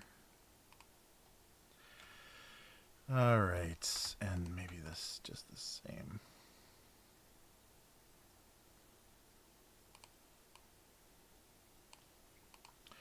Yeah, it's so funny that in the 90s, or I guess it was the early 2000s, Lucasfilm wanted to do TV, and there were some tests that they did that looked great. It would have been fun if that would have become a little bit of a niche before the Disney buyout. Is if Lucasfilm already had some TV that wasn't the Ewok Adventures or whatever that was. If it didn't involve Ewoks, but yeah, because the idea that I had heard was that they wanted to just basically do like a CSI style, like procedural kind of crime story set in, on one of the Star Wars planets, and that would have been really cool because they could have fleshed out some stuff, some parts of the world we hadn't seen before in fun ways, and then develop original settings and stuff. But yeah, I guess technically though it wasn't there yet. Like it was still too expensive because it was they were going to use a lot of that crazy green screen that they were doing for the prequels, and budget wise and stuff, it just wasn't quite there yet. Now it is, obviously, but before its time. But that would have been nice. That would have been nice if there was already some precedent, so we wouldn't have to have this all being made up as they went along. But hopefully they'll find what it is, like what you are supposed to do on streaming services. I guess that's the thing we're forgetting too, is how ridiculously new this medium is. It's television. It doesn't feel like a new medium, but it's like it's on demand, but they can do weekly releases, so they can have an audience and like a kind of social media and kind of pop culture presence where each new release is like getting people to discuss something, and it's getting other people interested in watching it. They just haven't figured out quite, and maybe we haven't either, like the audience hasn't figured out what they want to really do with that. But we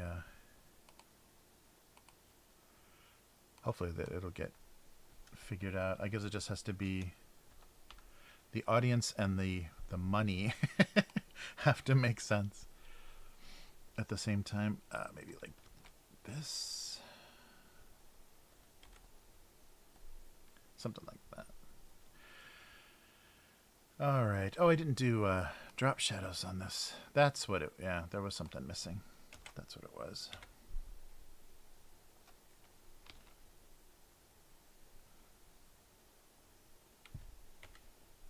Oop. I guess I have to do this by hand. Yeah. It's so funny because I think we used to always want to give these companies the benefit of the doubt, or like at least let them try. But now people are just like, fuck this ahead of time. People are like so dug in and negative about stuff, and it's so inconsequential. But that's what happens when you get nerds nerding it up over your properties. You get dedicated fans, but you also get rabid purists that are gonna reject anything new. Yeah, I don't know.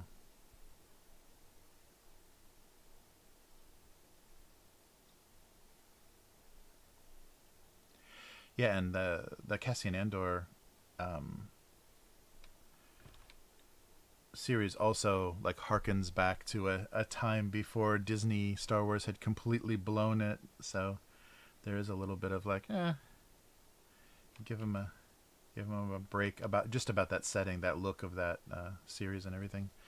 Reminds you of that time when it's like, maybe this will be great, maybe it'll work. All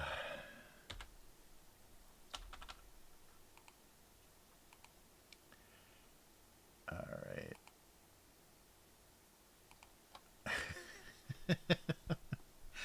Some kind of filter, something is missing. There we go. Hey, Moldy, take it easy. Thanks for stopping by on Twitch. Oh, sorry, I missed it. What is this about? Hey, Brew. It's not art class. It's just me having an excuse to draw my my digital cartoon. Sorry if I missed your question there. Yeah, not really art class. This is just me drawing in Photoshop, and I used to draw on paper and color in Photoshop, and now it's all drawn in Photoshop, so that's why it gets streamed. I don't have to switch cameras, or you don't have to watch the exciting scanning segments. Yeah, thanks for stopping by. Sorry, Twitch is so not very active. Where are you guys? There we go.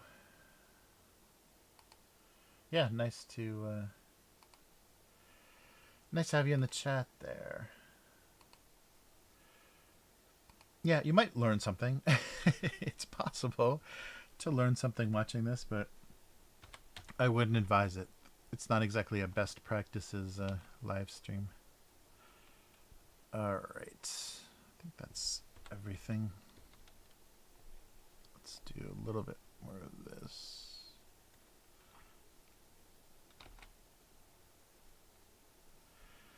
All right, I think that works. Here.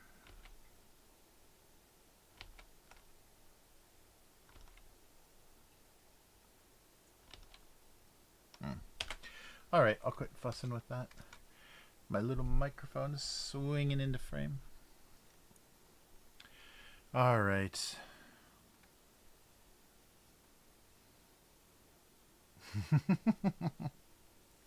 You act like an art teacher, but you seem fun. That's the best compliment I've ever heard. All right. Yeah, so let's go to the comments for this week. Let's see. Switch over. So this is the cartoons from previous weeks on Go Comics. So if you'd like to, you can almost read the URL. If you'd like to read these previously published comics, gocomics.com/domestic abuse. And that's the whole archive. You can hit the random button, which we will be doing shortly, and just randomly go through them, or just, hit the back button until you can't stand it anymore and watch what happens. All right, so this one hasn't gone out yet, and I'm sorry, I zoomed out a little bit so you guys can see it a little better. I apologize for last time. and there's no reason to have the chat. It's white on white. I like the white on white chat. So we'll catch this one next week. And here we go, some popsicles. So this was July 28th. They were all shocked by their lack of aerodynamics. So the, where's the, oh, up here now. Yeah, the nostalgic popsicles falling for some reason out of their wrappers. I don't know what's going on here. So don't feel bad. Just be glad they are Choco Tacos. May you rest in peace.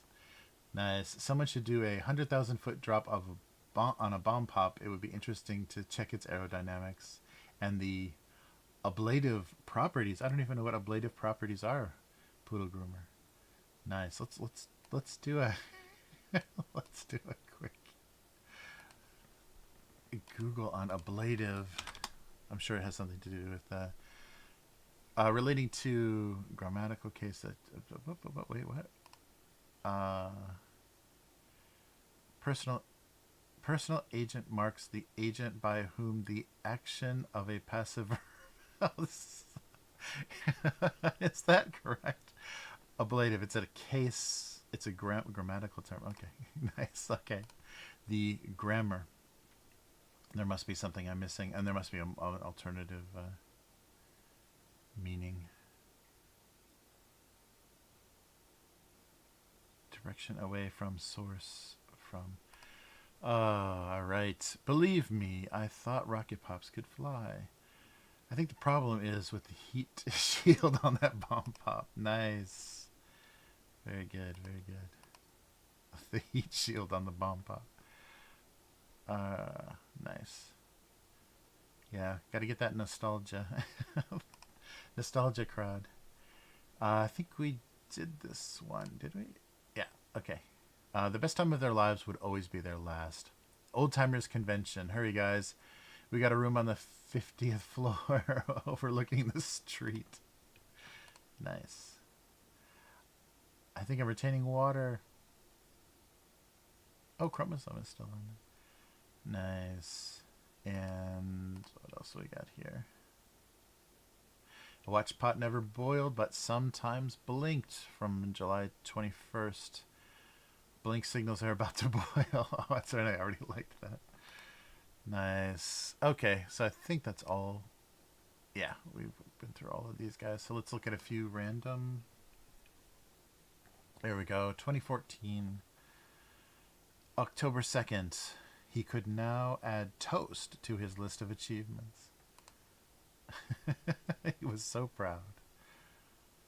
All right. An iron making toast. Oh, there we go.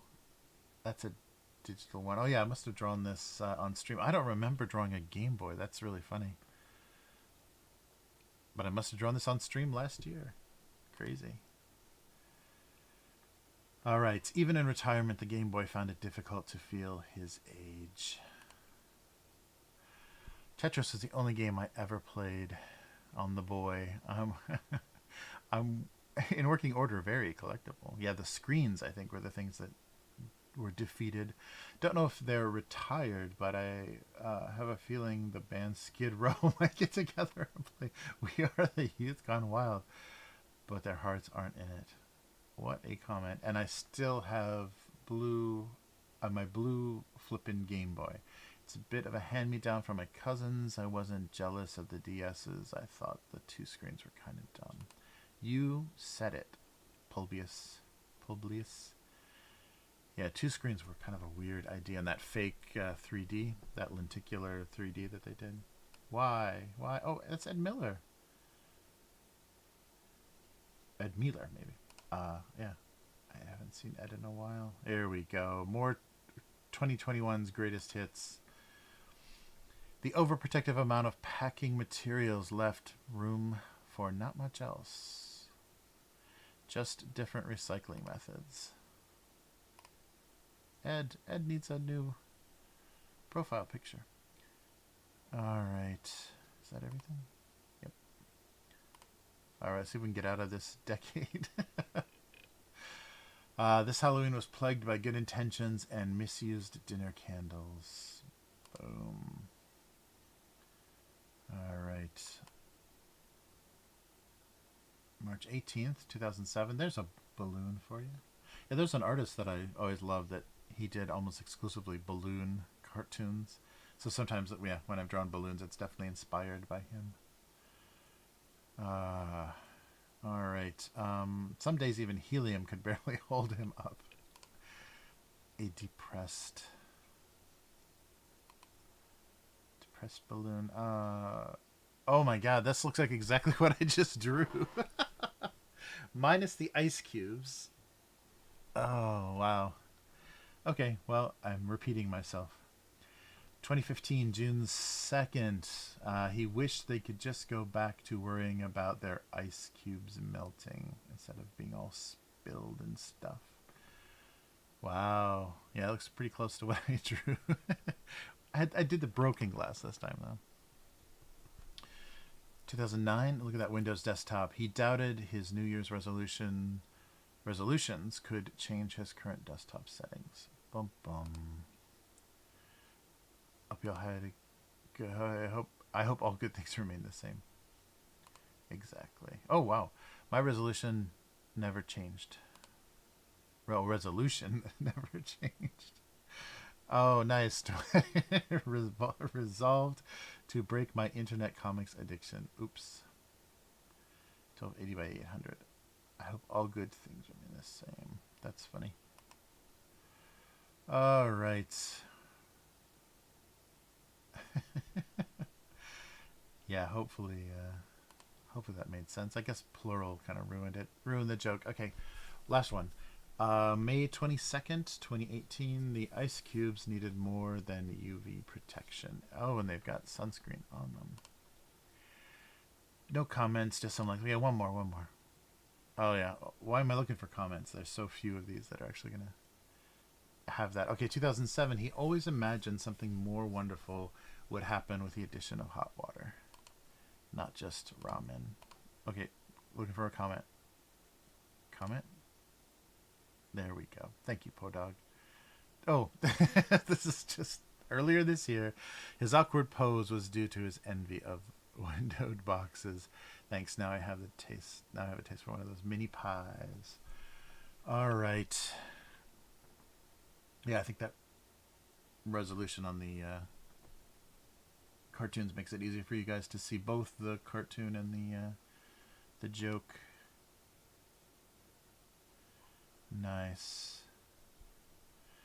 My mom got me a colored Game Boy for Christmas when they came out, and I barely played it. Oh wow, still have it though. Nice. Yeah, that's right, because that was like a weird half step. Game Boy Color was like, it wasn't just green and gray of the previous one, but it only was like 2 or 3 colors. It was very limited, and you could put the old games in it, and they would be colorized a little bit, but nothing too amazing. And there's no backlight on the screen, so you had to play it under a light. Anyhow, yeah, that's funny. Yeah, the Game Boy games, I guess, aside from some of the RPGs and like the Pokemon games and stuff, there was some real trash on there. A lot of the licensed games and stuff are really bad, and that's what kids mostly wanted. So you just played some terrible games. All right. Oh, 1998 on the back. Wow. Yeah, I really liked the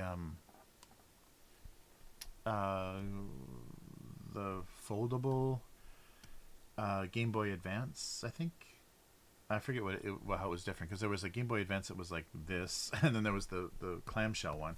I really loved the clamshell one. It was backlit and chewed through batteries, or I guess it was a rechargeable battery, I think, but had to be recharged a lot. The only design flaw that it had was the brightness for the screen and the power button were on the same side, right next to each other. So sometimes you would just turn the game off accidentally, trying to make the screen brighter, like if the lighting had changed. So you never wanted to, or no, volume. Maybe it was volume. Were on that same side. So it was very easy to accidentally turn it off, which was sometimes horrible because of how the save, settings and stuff were. But yeah, I don't know. Now that phones are so capable, you can play Apex Legends and Fortnite and everything on your phone. So it's going to be hard to make a portable game system that feels worth carrying something extra. All right, so this is something, like some filter or they were waiting for a filter or something. This is already off to a bad start. So there needs to be one more thing. They're missing a part. Maybe just that'd be a better way instead of something or something.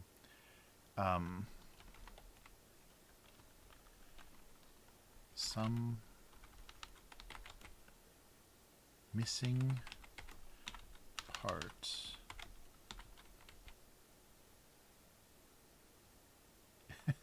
I guess I could have put them further apart on the page as well.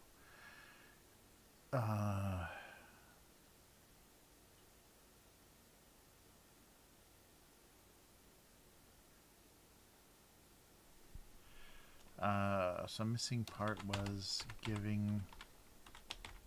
Can I have like 2 puns in one joke? That's pretty brutal.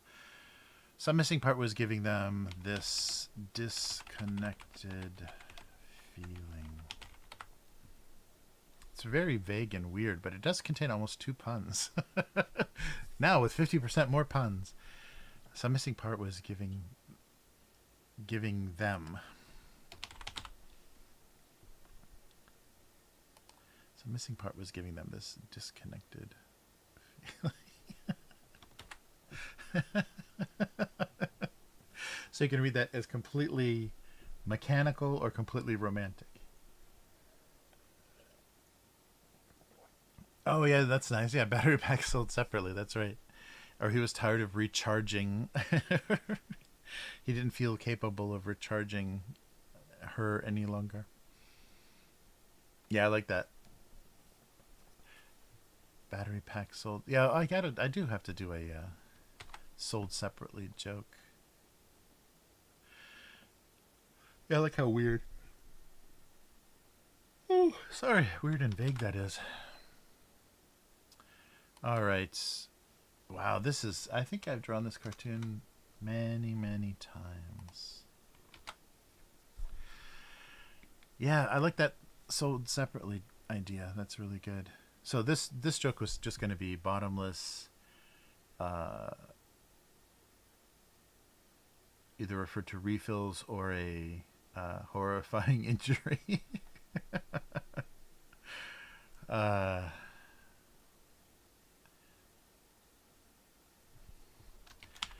Let's see. Bottomless could refer to either free refills or a disfiguring injury, life-threatening injury, or maybe just horrific.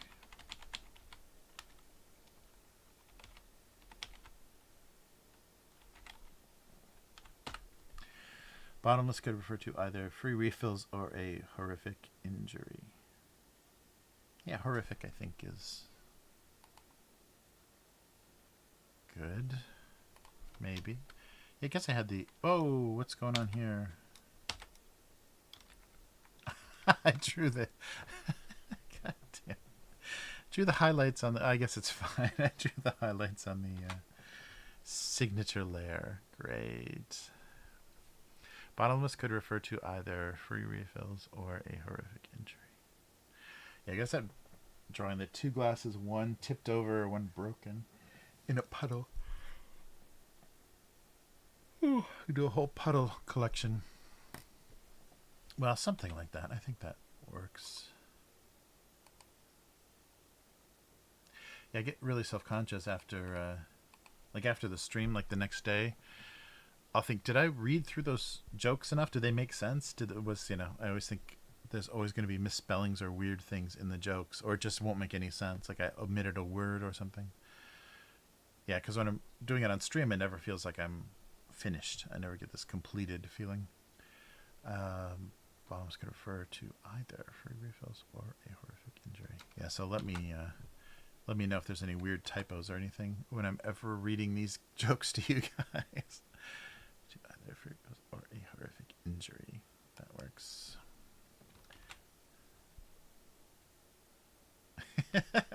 I like how weirdly vague that is. It could be super romantic or super practical, mechanically practical. So missing part was giving them this disconnected feeling. All right, bottoms could refer to either fruit. That almost seems like a joke I've done before as well. That's scary. That's a drawing I've done before. Definitely. Another overthinker. Yes, K5. That's what I think we have that in common. Always like, is it? Is it? Yeah, it's crazy.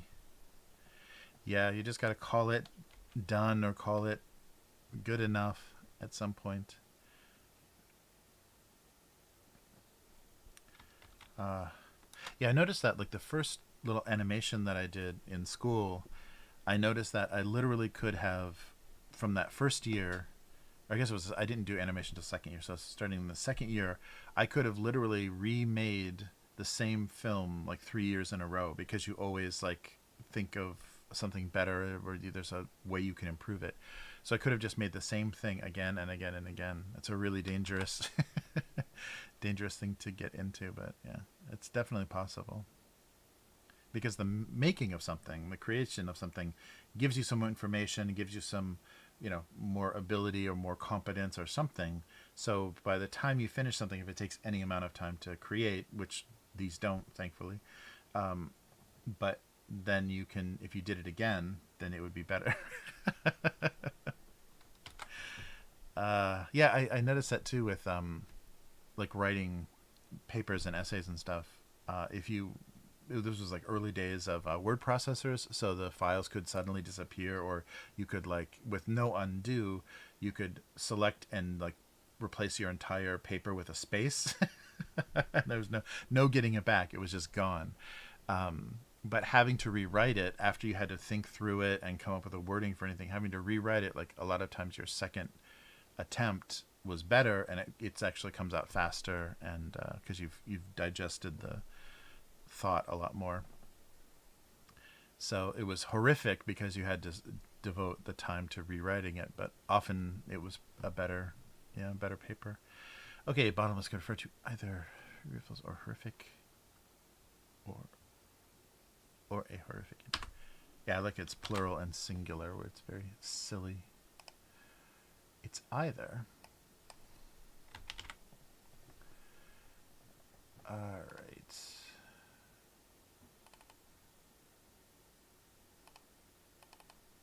Yeah, those are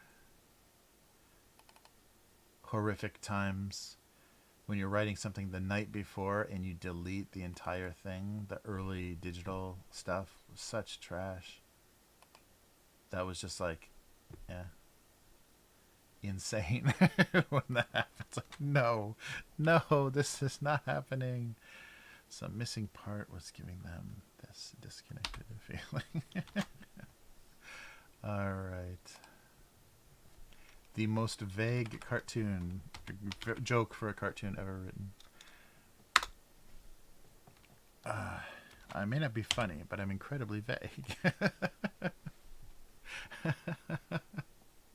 Oh, if Chris, wait, if you're watching, did I see this? There we go. Oh, yeah, you can't see. There's the emojis. So I just use this picture of Chris. So Chris's head and my head here are the new emojis for Upturned Table.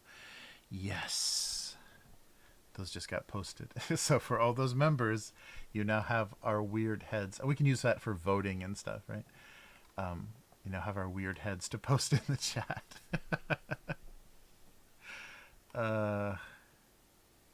Crazy. I still don't know what ablative means. Grammar. Surgical treatment involving ablation. So ablative case is a grammatical term. I still have no idea. Oh, taking away or removing. Able to disintegrate or be worn away at a very high temperature. Ah, there we go. So like, yeah, for re-entry. So yeah, ablative. So a popsicle would melt if it was re-entering the atmosphere. So that's what ablative means. I can't believe the grammar thing dominates all the definitions. Yeah, so being able to disintegrate. That must be an aerospace guy that was in the chat. That's so funny. Mm.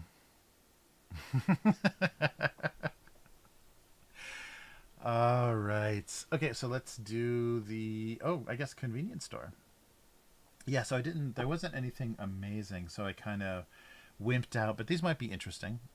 Could be. I don't know. Actually, they'll not go good with coffee, so let me finish my coffee. All right. If I was advertising on the bottom of that mug. All right, let's give this a shot.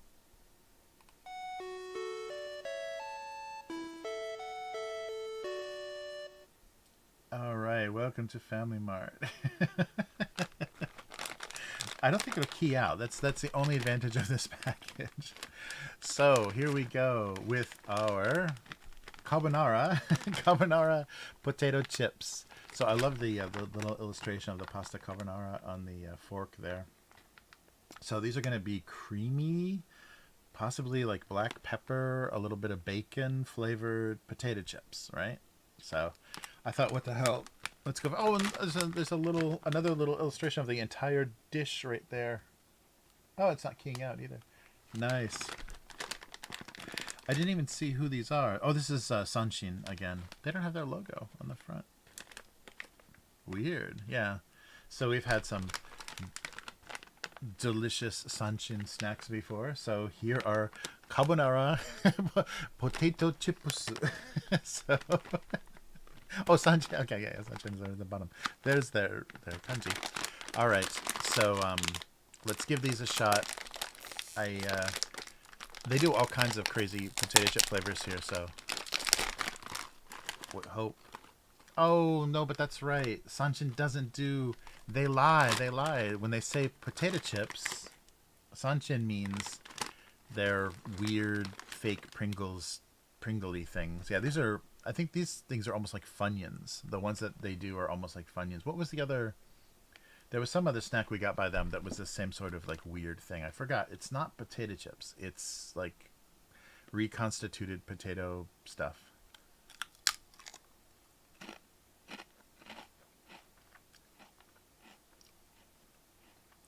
Yeah, it's weird. Oh no, the flavor's really good. Wow, it's very accurate. Yeah, it's like a creamy black pepper, and there's a little salty bacon flavor in there too. It's pretty good, and it's not like maybe the reason that they do this is because the flavor itself is mixed in with the potato, so it's not like a fried potato chip that's then coated with a powder that tastes like something, or even like Pringles do. Because the taste kind of hits you a little bit later. The flavor is kind of in the mixture of the potato stuff. Yeah,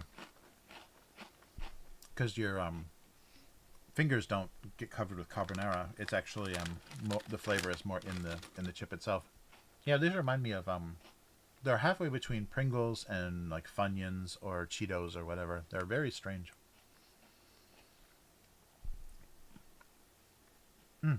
Yeah, that flavor is really good. Wow, and maybe you can see on the video. There's a little like flecks of black pepper in there. Yeah. Well, for not being real potatoes, it's a pretty good. Yeah, it's a pretty good snack anyhow. Because the flavor is really mixed in there. Yeah, it's a very accurate version. There's bacon, there's black pepper, and there's a creamy flavor. Yeah, but legally, they should probably not be able to call these potato chips. They should have to call them I don't know, crisps or snacks or something that's tells you they're going to be fake, because the bag has no transparency, so you have no idea what they look like inside, and there's no only illustration, so there's no depiction of the actual snack. There's no photography of the snack. Just awesome. I mean, that really sold it for me, though, literally. That fork with the pasta on it. That's a great illustration. But yeah, these are decent. I'm not disappointed.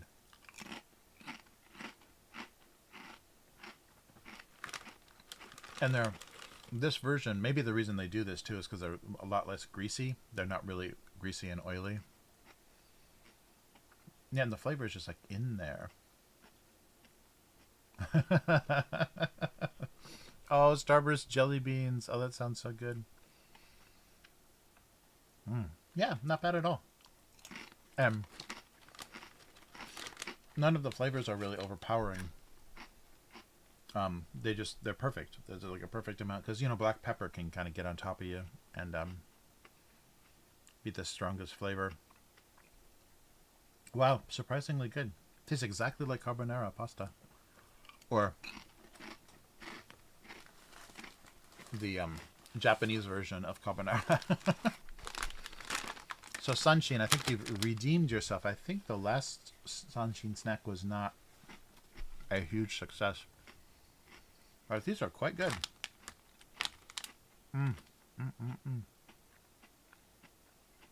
Wow. Yeah, nice. So yeah, similar to I don't know if that's the real Italian style, but that's how they serve it often in Japan. That egg yolk on top. So probably a lot of egg went into the sauce itself, and then they serve it with a egg yolk on top that you can break into it and make it even eggier and creamier. But wow, yeah, really good simulation, and hopefully not it's not all chemical flavors. No, it's just pepper and cheese. Yeah. The ingredients are pretty pretty straightforward. Oh, interesting though. There's stevia in here. Ooh, that's weird. I can't taste it. But maybe to get the flavor, they do a little artificial sweetener or something. There's actually stevia. Ew. Okay, well, there are chemicals in here. It's not all natural by any means, but that's weird. I wonder what they needed that sweetness for. Maybe the creaminess. Maybe to give the creaminess the... That's weird. Ugh, stevia. Well... Oh, yeah, that would be great. Yeah, carbonara chips in creamy ranch. That would be overload. Well, that's weird. There's artificial sweetener in here.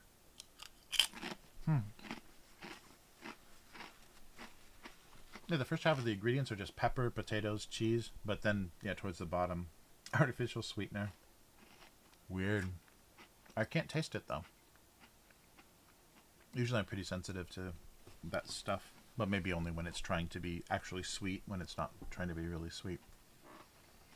But I wonder if they did that to try to cut the calories or what. That's weird. Yeah, and maybe that's why that's what their processed potato is, because then they're not fried. They can make them lower calorie. Yeah, there's nothing, and maybe because of the pepper though, the black pepper. If there's any aftertaste from stevia, the black pepper covers it up. Munch, munch, munch. All right, so that's Sunshine's weird, artificially sweetened carbonara potato crispy type things. Not really chips. Wow. Yeah, good job with the flavor, but weird with the ingredients. All right. But there's some companies that are like that. They kind of get a reputation for putting a lot of preservatives in their bread or whatever. So, yeah. And if they're doing just novelty flavors and kids stuff and whatever, people don't care. They just avoid them at a certain point. It's funny though. There's just a few companies like that have the reputation of making kind of cheap, very chemically supported snacks. Pressed potato mush. Yeah, it's weird too because they must press them and then bake them or something because they get curly, like they curl up. So something like that. Yeah, it just reminds me a little bit of the texture reminds me of Funyuns. a little bit. Little bit. Uh, well, that was interesting. Yeah, I wasn't expecting. It was pretty good recreation of that flavor, though. I wonder if how much artificial sweetener goes into pasta sauce in Japan. Yeah, very strange. Yeah, that must be a whole weird chemical process, though. The way they, the way they do that whole thing. Very strange. Well, that's great. We got a little incursion from Twitch going on, but maybe no no subscribers, no new followers. They were just confused and yeah, amazed by what was going on. Oh man, but we covered a lot of stuff.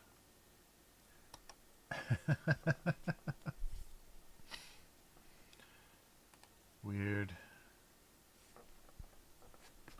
Yeah, I wonder if that will ever stop being a thing. Well, it probably won't, because if you gotta get kids to drag their parents into fast food, so fast food toys will always be a thing. I came across Fruit Loop gummies the other day. Oh, I was blown away by how much they taste like the cereal. Oh yeah, nice. Fruit Loops. Oh, I haven't had those in a long time. A long time. Nice. Oh, what section of Twitch do you put on the stream? Oh, the whole yeah, everything. Yeah, I multicast to oh, and Hazmat was on Twitch. Oh, that's why. Okay. Yeah, I multicast to now one more place, because they give you four. Restream.io gives you four options. So I'm going to, where's my options here? Twitch, Facebook, YouTube, and now Twitter. It was either Twitter or LinkedIn for my other options. I think I talked about that with you guys, and so I don't know if that helps at all. Yeah, I don't know what streaming to Twitter is actually. Oh wait, let's click view on Twitter and see what we're doing here. Oh, it is. Oh look. Okay, here, wait. Let's do this. How do I do this here? Boom. And boom. Look, here's me. Here's me streaming on Twitter. Twitter, what? I didn't even know you could stream on Twitter. Cartoons abuse? Oh, weird. My Twitter handle is reversed. Oh, and I've got 2 followers. Okay, so I don't do much on Twitter. Did something weird happen? I thought I had... Oh, that's really weird. I gotta change that. I wonder if when I did this, if I actually just like created a Twitter account, because I thought my Abuse Cartoons had a little bit more going on than 2 followers. Oh, nice! But look, I'm infinitely watching myself watch myself, so I can't watch myself on Twitter. All right. Well, anyhow, 1 viewer. Me. I'm viewing myself on Twitter. That's really weird. So, broadcast. So if you go to the page, yeah, I have no idea how this works.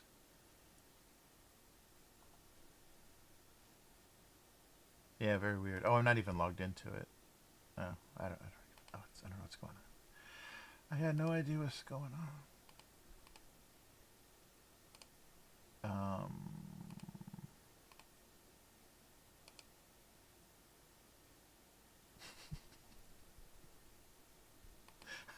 Sorry. Just laughing at my own stupidity. Okay, so no, none of this is right. Yeah, I think that's what happened. Is when I added it, I created a Twitter account, because that's not the Twitter account that I've used. Okay, so I need to reset that to something that makes more sense. I'm a master of social media. That's great. Uh, oh, they switched the last. Yeah, so I must have said abuse cartoons, and they do cartoons abuse. I should have done cartoon. Uh, Very funny. Yeah, there. I don't know. It's weird. There are videos on Twitter. Yeah, there's some guy streaming Warhammer Dark Tide. Yeah. Okay. Well, it's not getting any viewers, so maybe I'll find another platform that may work better for drawing long drawing streams. What? Ooh. Oh, okay. Just ignore Twitter. You can't even look at. I can't believe how freaking toxic and ridiculous.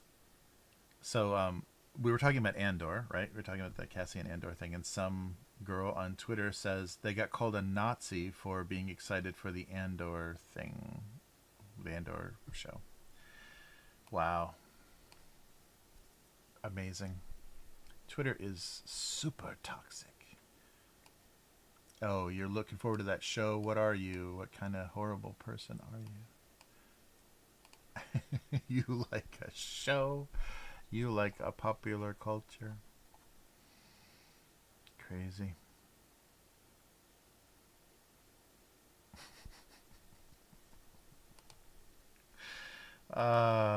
Thank you, unknown girl. Yeah, I'll take a look and see what's wrong with that account. I don't know. My Twitter accounts are pretty wacky. Yeah, I'll have to see what. So experiment failed. I think I'll switch next time. I'll switch over to something else and see if there's another platform where people actually want to watch some streaming. Maybe a streaming platform, not a short message platform, would be better. Wait, yeah. Well, we can see if Twitter has any ablative properties. Oh man. All right. So anything else? Yeah, I didn't have anything to. No other show and tell. Just potato chips. Oh, but while we're on stream, let me upload the videos. That's your favorite part, right? When I off camera when I do some FTP uploading. I think that's what most people are waiting for on this stream. All right. Yeah, it's still so funny, the reaction of people that just stumble across this stream. What is this? What are we doing? Goodbye.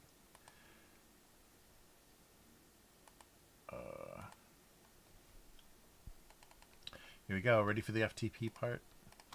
So, August 4th and 9th. Ta-dum. All right. There we go.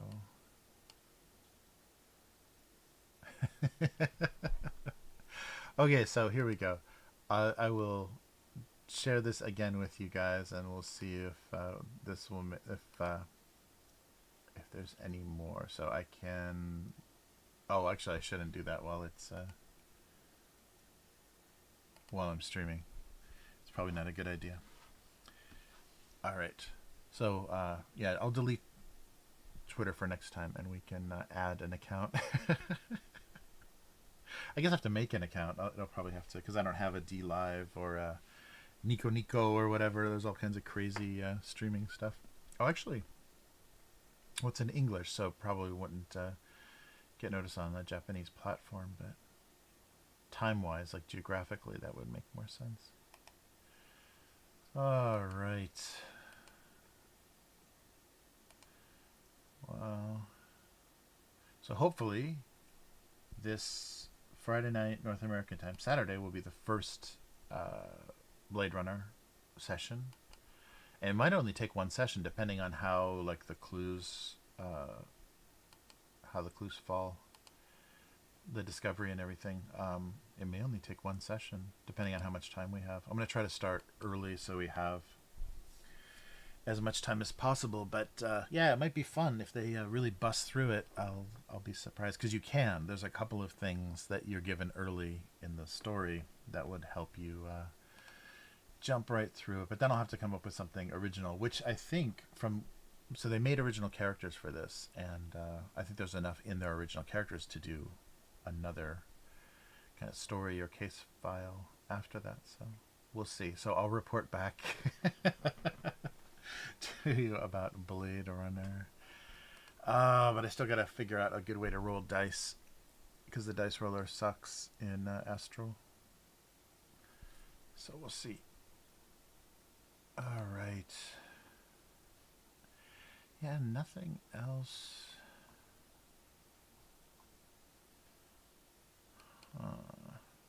Yeah, I canceled my Shudder subscription. I just wasn't watching it enough. So if I shared that with anyone, if I shared that login with anyone, yeah, I canceled it. So I wasn't. There's some really good stuff on there, but it sucks that too many streaming platforms. You always forget something is there. So yeah, and it's not because you need anything. You need a VPN to view from Japan. It's a real process. I have to be watching it on the PC or some TV that I have set up correctly. So it's not the easiest thing in the world to do. So anything that I need to use the VPN for usually doesn't get watched enough. So, but yeah, Shudder's a really good idea though. Like a curated horror streaming service is really cool. But yeah, I think I still have another day or two until it's gone, but just not enough time. Yeah, and it seems like with the other streaming platforms, there's just enough horror on there that I get my fill. Hey, okay, I had another idea. I had an idea the other day. Instead of a random when show us a month or two. Oh, interesting. Oh, okay, that's a good idea. Yeah, yeah. Oh, I just I wasn't reading your your message, unknown girl. I was just saying that. Yeah, yeah. Random is kind of silly, and we're getting a lot of repeats too. So yeah, just pick a month and go back through it. That's a good idea, especially because then it'll all be the same time, and the thinking will be the same too. I think when jumping around K5, that's brilliant. That's a really good idea. So I'll just keep track of where we were, and we'll go through. We'll go through the whole thing, and then you guys can find some favorites and let me know. Shout out in the shout out. Let me know in the chat if when we do that. Let me know anything that you really like that you think should go in the book. That would be a good way to do that. That's a good idea. Both Unknown Girl and I concur. That is a good idea. Yeah, that'll be really fun. Sequentially, it might be more fun to see things, and as we get further along, you'll be surprised how stuff kind of changes. It definitely evolves. So these the first couple of times are going to be pretty rough. Just hang in there. Yeah, that's a great idea. Instead of and then we can spend more time on that and go through a few months at a time. Yeah, really good thinking. And then I'll just have to find someplace else to stream. Nice. Yeah, I think there's some other platforms too that they don't offer yet. That would probably be pretty good. Yeah, the progression would be fun. Yeah. Yeah, it's definitely very very different, and I think we might be able to find the exact moment when it goes from analog to digital, where it goes from marker drawings to 3D or 3D digital. Not 3D. Although 3D would be an upsetting way to have to make this cartoon. Yeah, it wouldn't actually be that hard though. That's funny, because the objects I do are pretty simple, so it wouldn't be hard. Taking the same amount of time it would be to think of it and draw it. It wouldn't to digitally sculpt it and then put some material on it. so that it looked like the thing. It would look very odd. It'd be a very odd looking cartoon, but that'd be funny to do a 3D version. Then they could be little animations. Crazy. I don't know. Yeah, I don't know if it's still. Let's visit the page and see. Yeah, because it's listed as one of the destinations for streaming. So dlive.tv. Yeah, it looks. Oh, sorry. It looks pretty strange. There's a whole cryptocurrency channel, though. Yeah, the viewers are like all single digits. There's a couple of double digits, but yeah, a lot of single digit viewers. Yeah, maybe DLive is not worth doing. Yeah, there's almost nothing. It's like all of they do their top streams and hot categories. It's pretty dead. Was DLive like supposed to be a Twitch competitor? Because they definitely aren't competing any longer. But there is a radical guide to anarchists, revolutionaries, and radicals that's streaming live right now with 0 viewers. So nobody's interested in being very radical. Yeah, there's a lot of oh my god, yeah. So there's like a dozen streams with at least 1 viewer, and then just 0, 0, 0, 0, 0, 0, 0, 0. Okay, that'd be a little too depressing. Let's not do DLive. Sorry, I'm not showing you. I guess I should show you this, right? Okay, let's go live on DLive. Oh, I can just move it over here. Ta-dum. There we go. Yeah, look at this. It's very bizarre. So they're actually promoting something that's going on right now, I guess maybe based on my IP address, with 0 viewers. So you got these crazy cryptocurrency channels and mobile legends. And so we've got 18 viewers, 11 viewers. And then we're down to single digits, and then we're down to 1, and now we're down to 0, 0, 0, 0, 0, 0, 0, 0, 0, 0. I hope everyone that's on here is multi-streaming, because that's too depressing. But this is my early Twitch career anyhow. 0, 0, 0. Actually, yeah, on Twitch right now I have 1, probably me, viewer. So yeah. That's amazing. There's a lot of people putting stuff out there, and there we go. 27 people are watching Global Gujin Online Bamba. Interesting. Yeah. So to answer your question, DLive is no longer a thing. Dead. The D does stand for dead, yes. Dead alive. Oh, so depressing. Yeah. But I'm sure a lot of this stuff is just probably isn't even live, because it looks like a lot of people are just like making radio stations and stuff, so they're just pumping playlists or whatever onto DLive. And if they don't take stuff down, or they don't block stuff quickly, then maybe it's a good place to post your favorite international music. Wow, interesting. Okay, well, we won't use that as an option. Yeah, I wonder where I wonder what a good option would be. We'll take a look. DLive. Poor DLive. I wonder when they were a thing. Let's see if anybody wrote about the history of DLive.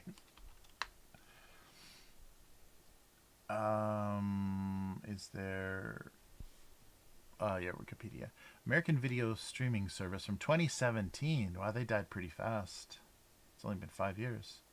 Purchased by BitTorrent in 2019. Due to the site's law enforcement of prohibited content guidelines, DLive became popular a popular alternative to YouTube and Twitch. Oh, here we go. Here we go. For white nationalists, conspiracy theorists, neo-Nazis, and other extremists. Aha. And it's also an alternative to Twitch. They use the blockchain for its donation system. There you go. Well, I guess the crash of cryptocurrency didn't help DLive very much. And the fact that they use a ninja or whatever for their logo. Wow, it's all far-right content. Nick Fuentes, the U.S. Capitol attack. All right, well, enough DLive. Yikes. Yeah, I don't think we can out-troll DLive. It seems pretty trolly already. Ouch. Yeah, I think that's the problem with any competing platform, is it's just going to first, be a home for everyone that was kicked off of, Twitch and the other more established platforms. So you're just going to get all the extremists and radicals on there, and then you're going to have to kick them off and hope that your reputation isn't completely ruined before you become the home of something. Because right away in the second sentence, it just said it's become popular among, and then it lists all the extreme groups.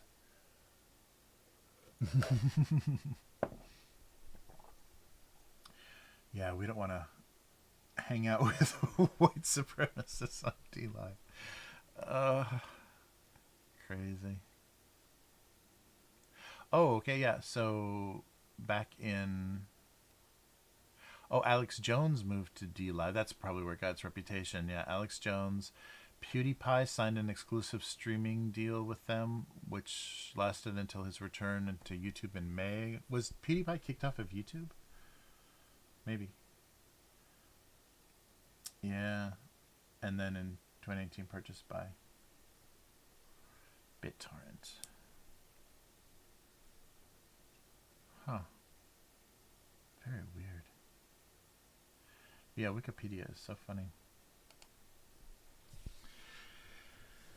How they sum things up. Yeah, 4 years. Yeah, strange. Yeah, I guess, because Twitch is Amazon, so it's not like you're going to out Twitch Amazon. Even though they're not very good at it, they have infinite money.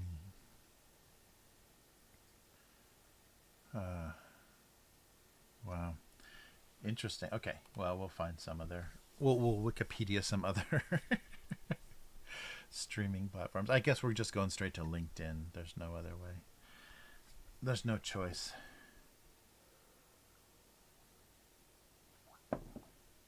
Yeah, all I got from LinkedIn was an incredible amount of spam from people looking for work. Because when I posted the gallery page, years ago, that's all I got is people looking for work.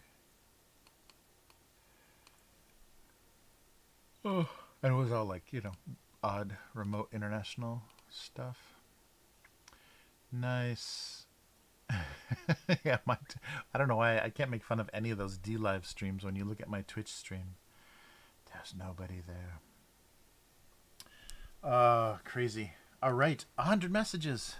TikTok would have been a good surprise. They didn't have it as an option. Yeah, I'm surprised that's not an option too. Like, I wonder, maybe you just can't stream with the way they're doing it. Maybe you just can't stream live to TikTok.